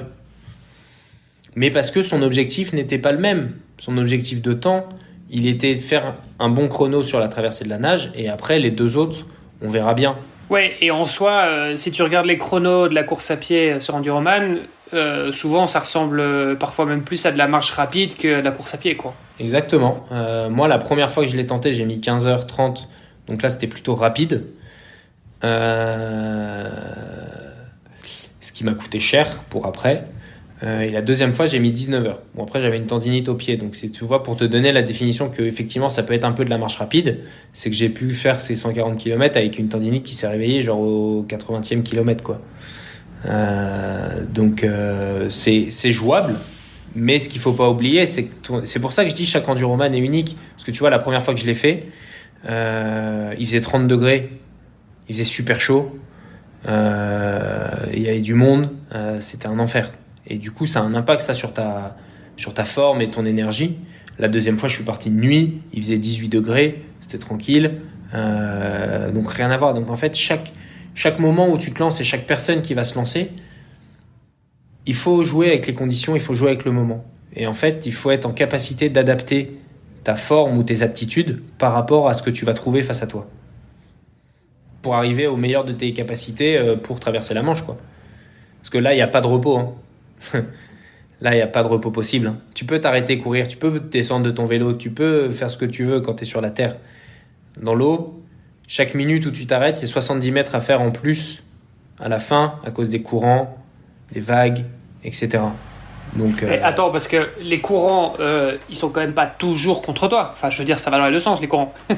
En fait, le principe du courant, si tu veux le traverser, c'est qu'il faut y aller perpendiculaire. Comme ça, il y a un moment où il est avec toi. Le courant, il va dans 2 sens. Par là et par là. Tous les 6 heures, ça change. Quand tu traverses la Manche, il faut traverser le courant de manière perpendiculaire. C'est pour ça que 90% des gens, ils ont une courbe en S. Parce qu'il y a un moment où tu es contre le courant et il y a un moment où tu te fais ramener par le courant. Sauf qu'il faut arriver au bon moment. Quand le courant commence à changer, il faut être du bon côté de ton S. Parce que si tu es encore du mauvais côté, bah, tu vas te rallonger ton temps d'effort parce que tu vas repartir dans l'autre sens. Ou en tout cas, tu vas avoir plus de difficultés. Et après, ça dépend aussi des coefficients de marée. Mais tout ça pour te dire que si tu t'arrêtes, tu dérives vu que tu es perpendiculaire. Le courant, il est en gros, c'est side by side, tu vois. Il n'est pas dans le même sens que toi, il est de l'autre côté. Et chaque minute où tu t'arrêtes, c'est entre 50 et 70 mètres à faire en plus de l'autre côté. Donc, c'est une distance à parcourir en plus qui, si tu es du bon côté, au niveau du timing, ça va te pousser. Donc, c'est pas trop grave. Mais si tu es du mauvais côté ou que tu n'as pas eu le temps d'arriver alors que la marée était en train de changer, bah là, ça peut être le pire de tes cauchemars. Et c'est pour ça que 80% des échecs de la traversée de la Manche se font dans les 3 derniers kilomètres. Parce que les gens, ils voient la côte et c'est juste impossible. T'es contre le courant, si t'as plus de force, parce que t'as trop donné avant, etc., c'est terminé, bonsoir. Et là, il faut que t'attendes 6 heures, en fait, en attendant que le courant soit dans le bon sens pour revenir. Laisse flotter, quoi. Et en fait, t'attends et tu fais du surplace. Sauf que les gens, tu t'épuises à faire du surplace. Tu vois, t'imagines, t'es devant dans ta piscine, là, sur ton contre-courant, pendant 6 heures à attendre. Tu deviens fou. Tu craques. Et beaucoup de gens, c'est ce qui leur arrive. Donc il faut être perpendiculaire à ce courant-là et ne jamais s'arrêter. C'est dans ce sens-là où je te disais, il faut gérer son effort de course à pied pour être en capacité d'avoir ce supplément d'énergie là où il sera important de l'avoir. Il n'est pas important d'avoir ton supplément d'énergie. Il y a genre 2-3 côtes à monter pendant la course à pied. C'est pas là où il faut que tu sortes la cadence et les cannes pour te dire vas-y, ouais, je suis monté, j'ai le KOM de ma montée entre Londres et Douvres. C'est pas là qu'il le faut, quoi. Quand tu parles de ta préparation comme ça, tu vois, moi ça me rappelle, on avait eu Perrine Fage sur le podcast. Elle racontait mes entraînements. Moi, c'était après le boulot, je sais pas, à 17h, j'allais en piscine et je faisais 6 heures de piscine. Et ça, c'était mon quotidien. C'était ma prépa enduroman, quoi. Bon, après, je pense qu'elle a aussi fait probablement des choix de vie qui sont différents. Elle est expat à l'étranger, donc elle a peut-être moins le côté vie-famille. Elle a un boulot peut-être qui lui permet aussi d'aller à la piscine à 17h, ce qui est peut-être pas forcément ton cas si toi tu voyages, etc. Donc, comment tu fais, toi, pour gérer ton temps et avoir le temps de t'entraîner, dormir, manger, parce que finalement il y a ça aussi, hein, je veux dire, c'est vrai qu'on en a pas encore parlé, mais le sommeil, la récup, ça reste quand même super important. Même si t'es à 12-15 heures, c'est déjà quand même un volume conséquent, quoi. Déjà, première chose, c'est que je tiens à saluer Perrine parce que c'est une bonne amie et elle est en partie responsable de mon succès à l'enduroman, parce que ce jour-là, elle a essayé de traverser la Manche le même jour que moi. On a traversé tous les deux. Elle a pas réussi, elle essayait en maillot de bain. Oui. Et il lui est arrivé des petits problèmes, elle était fatiguée, elle avait la PTL qui arrivait, donc elle avait beaucoup de choses, mais elle m'a aidé sur mes ravitaux. Parce que en fait moi j'avais prévu des purées et tout pour manger, et en fait ça a tourné pendant la course à pied, donc c'était moisi, donc j'avais plus de bouffe, et elle m'a donné des gels qu'elle avait en plus, qui m'ont clairement sauvé la vie, donc je peux lui rendre un grand hommage via le podcast. Et ensuite, de l'autre côté, c'est quand même une personne très particulière au niveau de ses entraînements, de ses prépas et de ses challenges. Je pense il est difficilement possible de se comparer à une personne si unique dans son appréhension du sport, dans comment elle fait, etc. Ce qui rend des choses incroyables, hein. Mais peu de personnes seraient capables de faire ce qu'elle fait. Et de l'autre côté, elle, entre guillemets, plus mûrie, en fait, je pense, est passée de l'autre côté que de la recherche de performance. Elle est dans la recherche de sensations, plus que la performance aujourd'hui. C'est moins ce qui l'anime, c'est plus de vivre des choses. J'espère que je dis pas trop de conneries, qu'elle va pas m'envoyer un message en disant que je dis que En même temps, je suis d'accord avec. Elle se prononcera là-dessus, mais bon, traverser la Manche sans maillot. Ok, les sensations sont peut-être... sans combinaison néoprène. Sans maillot, c'est autre chose. Non, excusez-moi, c'est pas ce que j'ai voulu dire. Mais donc sans combinaison néoprène, ok, les sensations sont très certainement différentes, mais il y a quand même un côté performance là-dedans. Il y a un côté plus dépassement de soi. Performance, je le dirais, c'est si tu veux faire sans néoprène en 8 heures, tu vois. Là, c'est de la performance. Ok, voilà, ça dépend où est-ce qu'on met le curseur, effectivement. Oui, pardon, c'est vrai. Ok. Donc, il y a quand même une certaine recherche de performance. Ok. Ouais, mais c'est sa performance à elle plutôt que la performance des autres. Oui, c'est ça. Elle est moins dans la comparaison. On peut peut-être dire ça comme ça. Elle est peut-être moins dans la comparaison. Et ce qui est plutôt plaisant. Et du coup, pour répondre à ta question, comment moi j'ai fait, c'est un peu ce qu'on disait en début de podcast, c'est d'être un robot entre guillemets bête et méchant. Moi je suis un exécutant, je suis pas entre guillemets l'artefact ou le cerveau qui va dire il faut faire ça, il faut le faire comme ça, etc. J'avais mon coach qui me disait voilà la semaine. Tous les dimanches soirs il m'envoyait ma semaine. Il me disait est-ce que ça marche, est-ce que ça marche pas, par rapport à tes déplacements, par rapport à ta vie, etc. Ok, là ça marche, ok, on garde cette semaine, et si jamais il y a un problème on adapte. Et en fait c'était La clé, ça a été un certain commitment de mon côté en disant, je veux pas louper d'entraînement. Et c'est ce que j'avais fait en fait quand je suis parti sur la préparation du Norseman, où c'était la première fois que je me comparais à quelqu'un d'autre, ou en tout cas qu'il fallait que je finisse devant quelqu'un d'autre sur le classement, où je me disais, si jamais tu as un entraînement le mardi et que tu n'y as pas été, et que tu finis genre 150e à 1 minute 30 ou à 20 secondes du 149e, potentiellement tu pourras t'en vouloir pas mal de temps. Parce que si tu l'as fait une fois le mardi, là tu t'es mis une cuite, t'as pas pu y aller, là t'as préféré ne pas aller t'entraîner parce que t'étais fatigué, etc. Et qu'au bout du compte, t'as peut-être loupé, je sais pas moi, 15, 20, 30 heures d'entraînement au global sur 6 mois de prépa, juste avec des petits trucs comme ça, et que ça te fait finir 150e, tu vas t'en vouloir très longtemps. Et l'enduroman, je suis parti un petit peu dans la même philosophie. C'est-à-dire, t'as une volonté, t'as un objectif, t'es conscient de ce que tu veux faire, tu sais que la marche est haute. Maintenant, tu fais confiance à des gens pour te préparer. Donc toi, ce que tu leur dois aussi est d'un point de vue de respect vis-à-vis d'eux, parce que eux passent du temps à préparer, etc., à planifier. À toi de faire les choses pour répondre présent là où on te demande d'être présent. Donc j'ai limité le nombre d'endroits où, entre guillemets, je me devais d'être présent dans le sens planifier, organiser la logistique, etc. Par contre, là où j'étais demandé, donc présent sur mes entraînements et apte à faire l'entraînement qui est demandé, présent au boulot et apte à bosser, parce que si tu arrives à 9h du mat et que tu as fait 100 bornes de vélo avant de 6h à 9h mais que tu es cramé et que tu peux pas bosser, ça marche pas non plus parce que ça va se voir. Et en fait, moi, mon objectif était de trouver tout un équilibre autour de cet environnement et de ce microcosmos, parce que justement, je voulais pas non plus rentrer dans une spirale infernale ou te cramer sur la pression qu'on peut te mettre sur un événement comme celui-là, en fait. Parce que pendant 1 an, t'as le temps de laisser la pression quand même monter. Parce que si tous les jours tu te réveilles en te disant est-ce que je vais y arriver, est-ce que je vais pas y arriver, est-ce que machin, etc. Je me laissais pas le temps de penser, en fait. J'avais mon entraînement. Alors comme tu le dis à juste titre, c'est déjà 12 à 15 heures à trouver dans ta semaine. Donc il faut le faire. Et ensuite, j'ai un ami avec qui on discute beaucoup, on est très philosophe.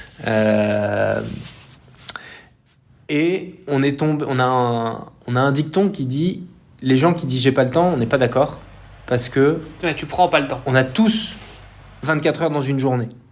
Si on a tous un point commun dans le monde, c'est qu'on a tous 24 heures dans une journée. Maintenant, ces 24 heures, tu les alloues comme tu l'entends, comme tu veux. Et moi, de ce postulat-là, je disais, ok, il faut que dans ces 24 heures, j'ai 10% de ma journée qui soit dédiée au sport.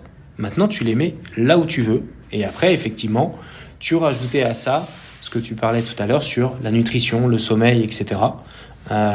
Et je mettais en face les choses pour y arriver. Typiquement, au bureau, je bosse pour une grosse société de gestion internationale, donc ils ont entre guillemets beaucoup de... C'est un confort de ce côté-là, dans le sens où il y avait une salle de sport, etc. Et du coup, pour faciliter et l'optimisation de mon temps, j'ai fait la demande de pouvoir mettre un home trainer exceptionnellement avec mon vélo à l'intérieur. Sauf que j'arrivais donc à 5h30 du mat, je faisais 3 heures de vélo, à 8h30, à 8h35 j'étais douché, 8h37 je m'étais lavé les dents, à 8h40 j'étais devant mon ordi et j'étais là pour bosser, quoi. Et en fait, ça créait un environnement vertueux, dans le sens où je me disais, je suis pas en retard au boulot, donc ils vont me dire que c'est bien, Thomas il fait ce qu'il faut faire, donc tu vas être encore plus dans une volonté de te dire tiens, je bosse bien, je vais faire ça bien, parce qu'en plus comme ça on pourra pas me reprocher derrière de faire mon sport et de pas m'entraîner. Et de l'autre côté, je me disais mon coach, il va voir que j'ai fait mes 3 ans d'entraînement alors que j'ai une journée marathon derrière, donc il va être content.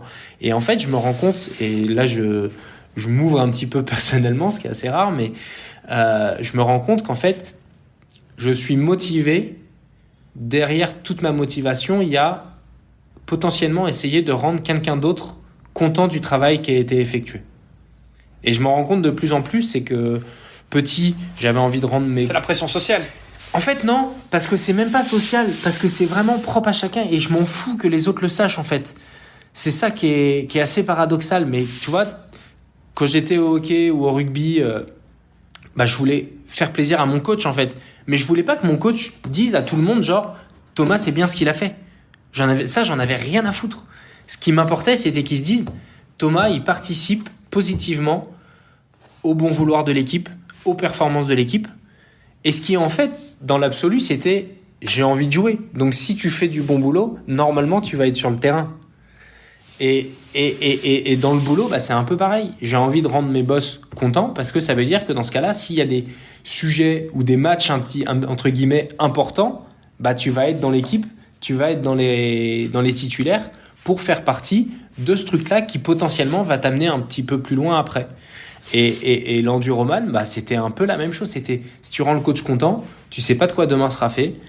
Tu vois, si entre guillemets j'avais pas réussi cet enduroman, peut-être on n'aurait pas eu ce podcast. Enfin, tu vois, il y a plein de petites choses et en fait tu trouves un environnement vertueux. Enfin, en tout cas moi personnellement je l'ai trouvé là-dedans en me disant voilà, si côté sportif t'arrives à valider, cocher ces cases côté boulot et ensuite côté perso, etc. Et ça peut fonctionner et ça rendait un équilibre en fait global plutôt sain, parce que de l'autre côté penser que tu vois et bravo à lui un mec, j'ai plus son nom, Jean-Charles, qui a fait l'enduroman, qui a carrément quitté son boulot pour se préparer à l'enduroman. Bravo à lui parce qu'il fait une très belle performance et il fait un très bel enduroman. C'est typiquement quelque chose que je n'aurais pas pu faire parce que c'est pas comme ça que j'avais imaginé ma course et que j'avais besoin d'avoir différents piliers pour garder cet équilibre de vie. Et je pense que dans l'enduroman, dans l'Ironman, on n'en parle pas assez non plus. On parle souvent des gens qui crament, qui divorcent et tout. Enfin, de temps en temps, on le voit. Et peut-être que justement, j'ai cette crainte-là de ne pas avoir cette étiquette-là. Et justement, je me force à garder un équilibre de vie plutôt sain. Et en tout cas, pour moi, ça marche aujourd'hui. On en a beaucoup parlé aussi sur le podcast, notamment avec Léon Chevalier, qui est quand même aujourd'hui dans le top, je pense qu'il est dans le top 10 mondial. Top 10, ouais. Oui, puisqu'il a fait Kona, je crois qu'il fait 10e. J'ai peur de dire une bêtise, 10 ou 7, je sais plus. Top 20 en tout cas. Ouais. Bref, il est dans le top 10. Mais tu vois, il fait des études à côté, des études d'ingénierie, et il dit, en fait, moi je peux pas juste m'entraîner parce qu'il y a un moment, voilà, tu t'entraînes pas 80 heures par semaine comme tu pourrais, tu vois, potentiellement bosser 80 heures par semaine pour certains. C'est pas possible. Faut aligner les euros derrière dans ce cas. Voilà.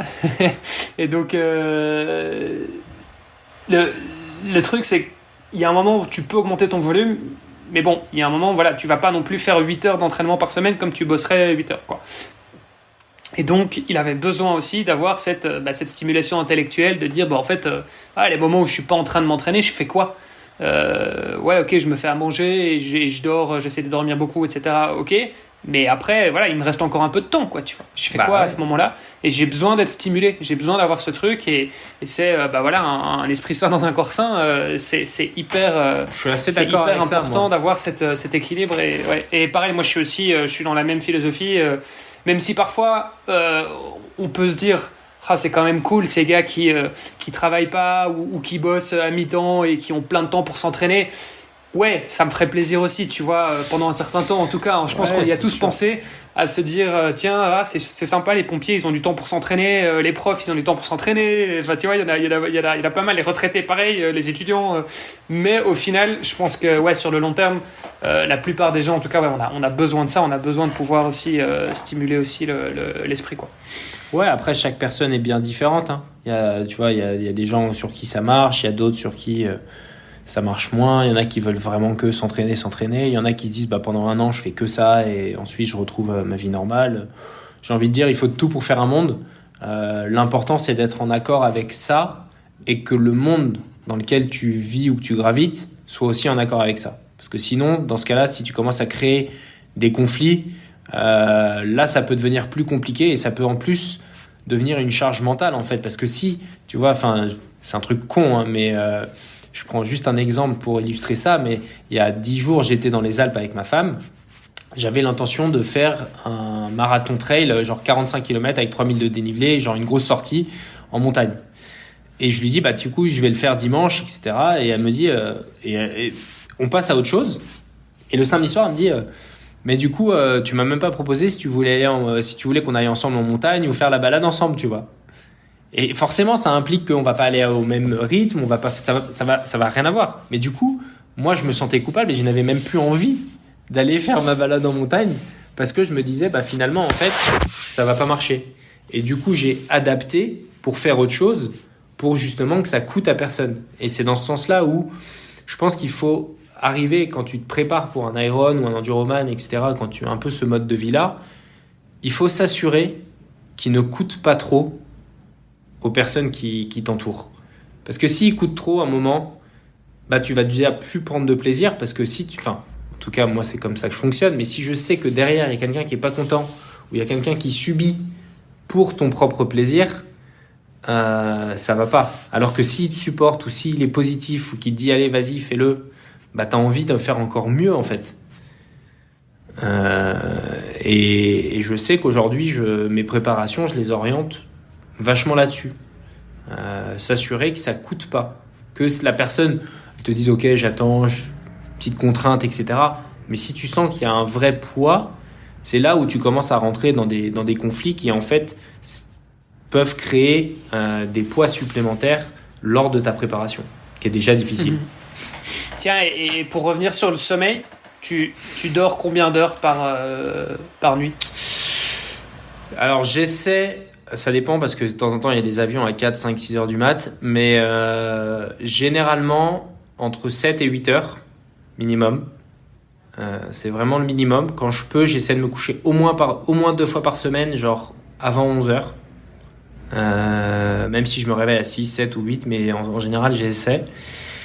Et j'essaie de ne pas avoir plus de 2 ou 3 nuits consécutives à moins de 6 ou 7 heures de sommeil. Parce que dormir une fois 4 heures et d'enchaîner ta journée, c'est pas grave. Tu vois, si tu te couches à minuit, tu te lèves à 5 heures pour aller t'entraîner et que tu fais tes 3 heures de vélo, si le lendemain tu te couches à 10 heures et que tu te réveilles à 8 heures le jour d'après, c'est pas grave. Par contre, si tu te recouches à minuit et tu te relèves à 5 heures, là tu vas commencer à le sentir de manière assez forte. Donc je dirais entre 6h45 et 8 heures de sommeil, ça c'est le minimum, et ne pas enchaîner des nuits trop courtes, trop souvent, et pas mal et beaucoup d'hydratation. T'es conscient de ça, évidemment. Je pense que quand tu fais un truc comme ça, comme l'enduroman, t'as intérêt à être conscient de ce genre de choses. Et en même temps, t'es pas un gros dormeur non plus. Parce que ce qu'il faut dire, c'est qu'avec le volume d'activité pro plus entraînement, dormir entre 6h45 et 8h, c'est pas beaucoup non plus, quoi. Même si c'est dans la moyenne de la population générale, je suis d'accord. Ouais, en fait, pour ce que tu fais, c'est pas énorme. Entre 6h45, c'est une nuit courte. 8 heures, c'est une nuit longue. Généralement, on est entre 7h15 et 7h45. Et en fait, c'est aussi, ça va te pair avec la préparation de ton entraînement. Si tu es en surentraînement, si tu fournis trop, si tu donnes trop, parce que c'est peut-être pas calibré exactement comme il faudrait, ça peut te coûter cher. Si derrière ton entraînement il est bien planifié, tes journées elles sont bien programmées, tu peux gérer 7 heures de sommeil. Les gens qui ont besoin de 9, 10, 11 heures de sommeil, enfin j'en connais pas beaucoup. Par contre, des gens qui sont capables de rester 9, 10 heures dans le lit, ça j'en connais beaucoup. Oui, bien sûr. Ouais. On parle effectivement de sommeil et pas de faire la feignasse. Et après, c'est de s'assurer que tu dors bien. C'est un truc bête, mais beaucoup de gens, la literie, moi je sais que il y a 2 choses où il y a des postes de budget impondérables, c'est le vélo et le lit, quoi. Et la nutrition aussi, quand même.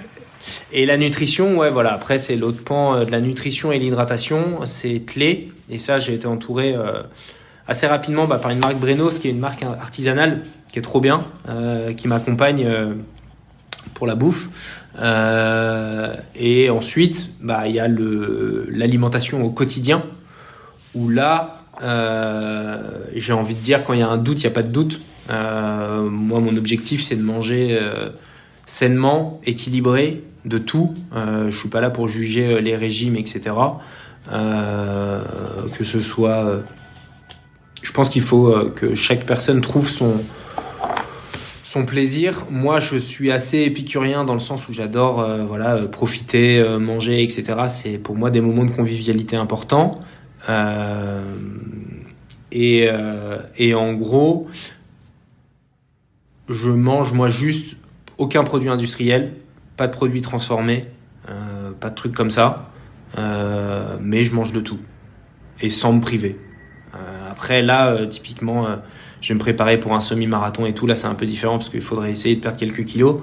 Mais je vous dis ça là, mais je sais que je ne vais pas forcément le faire en fait. Aujourd'hui, que ce soit sur l'Iron ou sur l'Enduroman, tu brûles tellement de calories en fait. Bouffe ce que tu veux, tu vois. Après, encore une fois, quand tu pars dans la dimension des Norvégiens ou de Kona, etc., et que tu veux gagner 5-7 minutes sur marathon, le poids va avoir et le vélo, le poids va avoir un poids justement considérable. Ouais, et en même temps, tu parles des Norvégiens. Sur l'Enduroman, je l'avais pas. Ouais, mais en même temps, parce que tu parles des Norvégiens quand même au niveau du poids. Tu regardes un Blumenfeld, il est pas tout frêle, quoi. Hein. Non, il est pas frêle du tout. Mais ce que je veux dire, c'est que je pense qu'ils sont quand même très très bien suivis au niveau de la nutrition. Non, bien sûr, ils sont hyper bien suivis. D'ailleurs, tu les vois un petit peu si tu les suis sur Instagram. Ouais, ils ont lancé leur truc là. Ouais. Voilà, je pense qu'ils sont vraiment bien accompagnés et ils prennent des prises de sang, tu sais, à chaque tour de la piste d'athlée. Enfin, tu vois, c'est exact. Donc non, il y a certainement ce truc-là, c'est clair. Mais bon, parce qu'on est dans un autre. Et il y a surtout, c'est pas qu'une question de poids, c'est une question d'apport en énergie, à mon avis. Typiquement, moi, à Cozumel, j'ai eu des crampes sur mon marathon. C'est pas une question de non-préparation et tout. C'est une question je mangeais pas assez, à mon avis. J'avais pas de suffisamment d'énergie. Et ça, c'est peut-être un des axes de travail pour aller chercher peut-être Kona l'année prochaine ou performer un peu plus. C'est effectivement un des axes de travail aujourd'hui que je n'ai pas du tout exploré. Parce qu'aujourd'hui, c'est un peu classique, hein, c'est une barre par heure, en petites bouchées, suffisamment d'eau. Enfin, tu vois, c'est vraiment le B à bas. Est-ce que tu veux aller un peu plus loin et te dire combien de grammes de glucides exactement tu as besoin? Tu vois, tu peux toujours rentrer dans des choses un peu plus spécifiques qui te paraissent le bout du monde. Ouais, tu prends vite l'habitude, effectivement, parce que tes grammes de glucides, en fait, tu sais très bien dans ta boisson à l'effort combien tu as de grammes. Dans tes barres, pareil, c'est écrit, tu vois, donc en fait, tu le sais. Ouais. Est-ce que tu as encore quelques tips comme ça pour ta gestion du temps? Parce que c'est quand même quelque chose, tu fais quand même un boulot qui est assez prenant aussi. C'est quoi disons les 3 tips que tu pourrais partager pour les gens qui nous écoutent et qui galéreraient à trouver un peu de temps pour s'entraîner? Ne pas laisser le créneau disponible disparaître. Ça veut dire que moi personnellement pour ma vie, ce qui fonctionne c'est le matin parce que j'ai pas encore d'enfant. Donc le matin personne peut me le prendre. Te dire je vais aller m'entraîner à 18h ou 18h30, t'as tellement de choses qui peuvent se passer entre 9h et 18h que potentiellement ton entraînement il va pas devoir passer à la trappe. Donc j'ai envie de dire chaque minute disponible, ne pas la perdre et ensuite optimiser tout l'entre-deux. Ça veut dire que avant de commencer ton entraînement, tu vois, c'est des trucs bêtes, mais préparer tes affaires, s'assurer que le home trainer qu'il est bien en place, que la mise à jour de Zwift elle est faite. C'est des trucs cons, hein, mais c'est des trucs qui vont te faire jouer 8, 9, 10, 12 minutes par jour, qui vont faire que déjà tu vas avoir 7h45 de sommeil plutôt que 6h45. Et ensuite, pour le matin, s'assurer qu'avant les entraînements, tu t'es suffisamment hydraté, etc. pour pas pour être capable d'être performant à l'entraînement. Et en termes de gestion du temps, ensuite, c'est avoir une visibilité. Il faut planifier. T'as pas le choix. Que ce soit dans le sport ou dans le pro, t'as des meetings un petit peu. Enfin, moi, c'est un peu des meetings rouges. Genre, tu peux pas le changer, tu peux pas le modifier. Il faut que tu sois prêt 1 heure avant, etc. Des trucs un peu verts où ça va être un peu plus flexible, etc. Moi, dans le sport, c'était rouge. Il fallait que j'arrive à le faire dans cette journée-là. Parce qu'on le sait, dans une préparation de triathlon ou d'Ironman, un entraînement loupé, tu peux pas le remettre à la semaine d'après ou le jour d'après parce que tu vas avoir autre chose à faire. Donc, ça va pas être bénéfique dans ta préparation. Donc, le premier tip, c'est ne pas laisser les créneaux disponibles s'échapper. Le deuxième, les petites minutes écoulées qui peuvent, en fait, à la fin de ta journée, te faire gagner 1 heure ou 2 au total, entre le moment où tu te lèves, etc. Moi, le réveil, il sonne. C'est instantané. Genre, ce matin, 7h40, je me suis levé parce que j'avais que 40 minutes de course à pied. À 7h44 ou 45, j'étais dehors, j'avais mangé ma banane ou mon truc et je partais courir. quelqu'un qui se lève à 7h40, potentiellement à 8h20, ça se trouve, il est toujours à la maison et il sait pas pourquoi en fait. Tu vois, entre eux, il dit bah non, mais je me suis brossé les dents, j'ai machin, j'ai truc, j'ai bidule. Ouais, mais en fait, essaye de travailler ça et tu vas voir que. Ouais, mais déjà, t'as snoozé le réveil 3 fois, 5 minutes, t'en as perdu 15, tu vois. C'est là-dessus où il faut être bon, quoi. Faut être bon. Et en fait, après, ça devient un automatisme. Et le troisième, c'est, je dirais, pareil à la piscine, c'est encore plus vrai. Hein. Le temps de se changer et d'être dans l'eau, faut être bon. Hein, parce que tu peux mettre soit 30 minutes, soit 3 minutes. Hein. Donc ça, là-dessus, ça se joue vachement. C'est vrai. Moi, j'ai un truc, hein, c'est qu'avant de partir à la piscine, quoi qu'il se passe, de toute façon, j'ai mon maillot soit dans mon sac, soit dans ma voiture, soit ailleurs. J'enfile toujours le maillot avant de partir de là où je suis. Je sais pas, je suis au bureau, je vais aux toilettes, j'enfile le maillot. Comme ça, au moins, j'arrive à la piscine. N'importe qui peut me parler, j'ai qu'une seule chose à faire, c'est virer les fringues et dire excuse-moi, mais là, il faut que j'y aille. Ça, il faut et hop, je file au bassin. Parce qu'en fait, si tu commences à te changer avec les potes, discuter, etc., ou ça marche. Puis c'est le meilleur moyen de te dire, en fait, te rendre compte avant de partir à la piscine, ah bah mince, j'ai pas mon maillot en fait. Et là, tu peux te dire, bon, bah, en fait, j'ai le temps de rentrer à la maison ou de faire autre chose et de remplacer par une autre session, plutôt que d'arriver à la piscine, déballer tes affaires et là, te dire, mince, j'ai pas mon maillot, t'as déjà cramé 10, 15, 20 minutes, peut-être si t'as du trajet, et donc tu perds un entraînement, quoi. Et le troisième type, je pense que ce serait, la planification. S'assurer qu'il y ait quelqu'un qui puisse t'accompagner pour t'assurer de l'évolution de ton planning, que ce soit un club ou un coach, et de voir à 6-18 heures ce que tu vas avoir à faire, tu vois, du soir jusqu'au lendemain soir. Est-ce que ça fonctionne ou est-ce que potentiellement il va y avoir un couac qui fait que quand tu le regardes en amont, tu peux potentiellement le gérer en te disant, voilà, parce que entre guillemets, hein, pour 99% des gens, on a 3 créneaux pour s'entraîner, hein. Le matin, le midi, le soir. Hein. Si tu bosses entre les deux, ça marche pas. Donc au moins, tu as une visibilité sur ces 6 créneaux-là et tu te dis, ok, là ça marche pas. Comment tu fais? Moi, je sais qu'aujourd'hui, tu vois, j'ai 2 fois à courir. J'ai un déjeuner là, il faut que j'y aille d'ailleurs. Et j'ai un dîner ce soir. Donc il faut que je trouve mes 2 créneaux. J'ai regardé hier soir, j'avais un créneau le matin et j'ai un autre créneau entre 18h30 et 19h45. Et ça va me faire mon truc et à 20h, je peux être à mon dîner, quoi.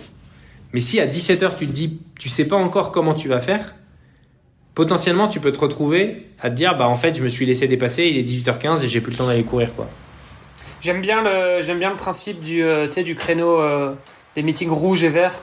Je sais pas si c'est quelque chose que tu fais vraiment je le fais tout le temps dans ton agenda, mais souvent dans les agendas tu peux mettre des couleurs à chacun de tes événements, des priorités, voilà. Et c'est vrai que c'est des choses que je le faisais auparavant selon les types de meetings, la typologie du meeting. Est-ce que c'était un entretien d'embauche, est-ce que c'était un meeting interne, un meeting avec un client, etc. Mais c'est vrai que le côté priorité, est-ce que ça c'est un truc, c'est non négociable, ou est-ce que je peux effectivement le décaler un petit peu? J'aime beaucoup l'idée. Mais d'ailleurs, comme tu disais, tu as un déjeuner et moi aussi j'ai un rendez-vous, donc on va tout doucement clore l'épisode, pardon. Toi, Thomas, si tu avais un dernier conseil pour nos auditeurs, ou en tout cas ceux qui seraient pas encore, qui seraient tentés par le triathlon mais qui se seraient pas encore lancés, ce serait quoi pour toi le conseil pour devenir triathlète? De manière générale, je dirais, peu importe ce que tu veux faire, faut le faire avec enthousiasme et à fond quand tu te lances dans un truc. Pas à moitié ou pas en disant je vais pas y arriver. Au début, c'est facile, on voit plein aujourd'hui d'images avec le mec en bas de la montagne, puis marche par marche, il y arrive, etc. C'est un peu bateau, mais je pense que c'est à garder en tête quand même, parce que on le voit, hein, au plus petit, tu te dis jamais je serai capacité de marcher, puis un jour tu te lèves, puis tu arrives à marcher. Enfin, c'est des belles images. Pour le triathlon, je dirais, c'est un peu ce que j'ai dit tout à l'heure. Ne pensez pas que la nage c'est insurmontable. C'est loin d'être le cas. J'en suis un bon exemple. J'ai même traversé la Manche, donc c'est jouable. Faut juste effectivement être dédié et y aller avec enthousiasme et entrain. Ensuite, si tu as vraiment trop de contraintes, trop de peur, s'entourer. Bien évidemment, toujours garder un esprit critique, parce qu'aujourd'hui, il y a vraiment à boire et à manger dans les entraînements.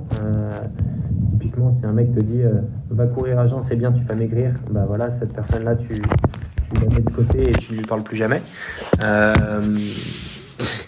C'est voilà, s'entourer de bonnes personnes, savoir si c'est jouable de devenir triathlète, c'est un grand mot, mais j'ai envie de dire de faire un triathlon, que ce soit un S ou un Ironman, regarder le temps disponible et dans l'environnement dans lequel tu gravites, et ne pas croire que c'est impossible au premier regard. Ça peut paraître compliqué et finalement tu vas te rendre compte qu'avec quelques petits ajustements tu peux finir avec le sourire ton triathlon, et je pense que ça c'est une des premières choses à faire quand tu te lances dans le triathlon. C'est qu'aujourd'hui voilà, il y a un phénomène de dépassement de soi, mais il faut aller chercher ce sourire sur la ligne d'arrivée. Le plaisir avant tout. Ouais, même moi qui suis dans une recherche de performance, je pense que le plaisir amène de la performance. Enfin voilà, il existe peu de personnes dans le monde qui peuvent se priver de plaisir pour de la performance. Il y en a, hein. Je dis pas, mais voilà. Et il y en a peut-être trop d'ailleurs. On peut reparler des Norvégiens. Non, mais voilà, il y en a. Quand tu regardes Michael Jordan, tu regardes The Last Dance sur Netflix, voilà, tu sais que c'est un mec qui voulait faire passer la performance avant son plaisir, même s'il trouvait du plaisir à jouer au basket avec le meilleur du monde. Tu sens que voilà, c'est des gens, mais c'est des personnalités qui sont uniques au monde, hein, et j'aurais adoré faire partie de ceux-là, mais je pense que c'est des gens qui sont câblés de manière très très différente et qui ils ont une charge d'absorption à la contrainte qui est genre démultipliée par ce qu'on peut avoir nous en fait. Et là-dessus, il faut se dire que pareil, il faut y aller petit à petit. C'est sûr que me préparer pour l'Enduroman en 2017, jamais j'aurais dit que c'était faisable. Juste impossible en fait. Je courais déjà courir 10 minutes, courir 10 km sur tapis à la salle de sport pour faire genre, c'était le bout du monde. Donc faut y aller, et après encore une fois le dernier truc un peu bateau, c'est que lorsque le dossard est acheté, c'est 50% du finisher. Je suis assez d'accord avec ça. Ça veut dire que t'es prêt à y allouer du temps. Ouais, une fois que tu as accepté dans ta tête que tu allais le faire, effectivement, il n'y a plus qu'à quoi. Ouais. Génial. Écoute, super Thomas. Où est-ce qu'on te suit ? On me suit sur les réseaux si vous voulez. J'ai Instagram, très original, Tom Triathlète. Voilà. Ok. Sur Strava, et après j'essaie de répondre et de communiquer en général, parce que ce qui me plaît sur les réseaux, c'est pas de montrer, mais c'est plutôt de partager. Donc n'hésitez pas, si des gens ont des questions ou des préparations sur le Nord. Je reçois pas mal de trucs sur le Norseman et l'Enduroman, mais ravi d'échanger en tout cas, parce que je pense que de partager, c'est pas simplement de donner de l'information, mais c'est surtout d'en recevoir, parce que de voir les problématiques de certaines personnes permet aussi de travailler sur soi-même et de voir si potentiellement c'est un problème chez toi aussi. Génial. Écoute, moi je te recontacterai après en off, parce que faut qu'on discute justement de toute la mise en place du budget, de la communication, tous ces trucs là. Je suis à la ramasse, et tu le disais, hein, on a besoin de s'entourer d'une équipe, donc voilà, je vais déjà aller chercher les infos et puis essayer de continuer à constituer mon équipe. Avec grand plaisir. Je crois qu'on a perdu Olivier. Ça sonne la fin de l'épisode. De toute façon, tu nous disais que t'as un rendez-vous aussi. Donc, on va pouvoir s'arrêter là. Thomas, merci encore pour le temps que tu nous as accordé. Merci pour toutes ces réponses, pour toutes ces tips, pour tous ces tuyaux. Et puis, qu'est-ce qu'on se dit ? On se dit à bientôt pour ta prochaine épreuve. Peut-être quand tu iras à Kona, on fera un débrief. Écoute, si la dernière fois on a eu bon, espérons qu'on va avoir bon pour la prochaine. Ça marche. En tout cas, avec grand plaisir, et j'ai hâte de voir les prochains invités que vous aurez aussi, parce que je sais que j'en ai déjà écouté pas mal et c'est souvent source d'inspiration. Donc merci à vous deux. Merci à toi. Génial. Un grand merci Thomas, c'était passionnant comme épisode, et curieux de voir aussi ce que tu vas nous sortir là dans les mois ou les années à venir, parce que je suis sûr que dans ta tête il y a voilà, il se passe des trucs. Allez, c'est sûr. Merci Thomas, à bientôt, et merci on se retrouve beaucoup. la semaine prochaine. Merci, à plus, ciao. Salut les amis.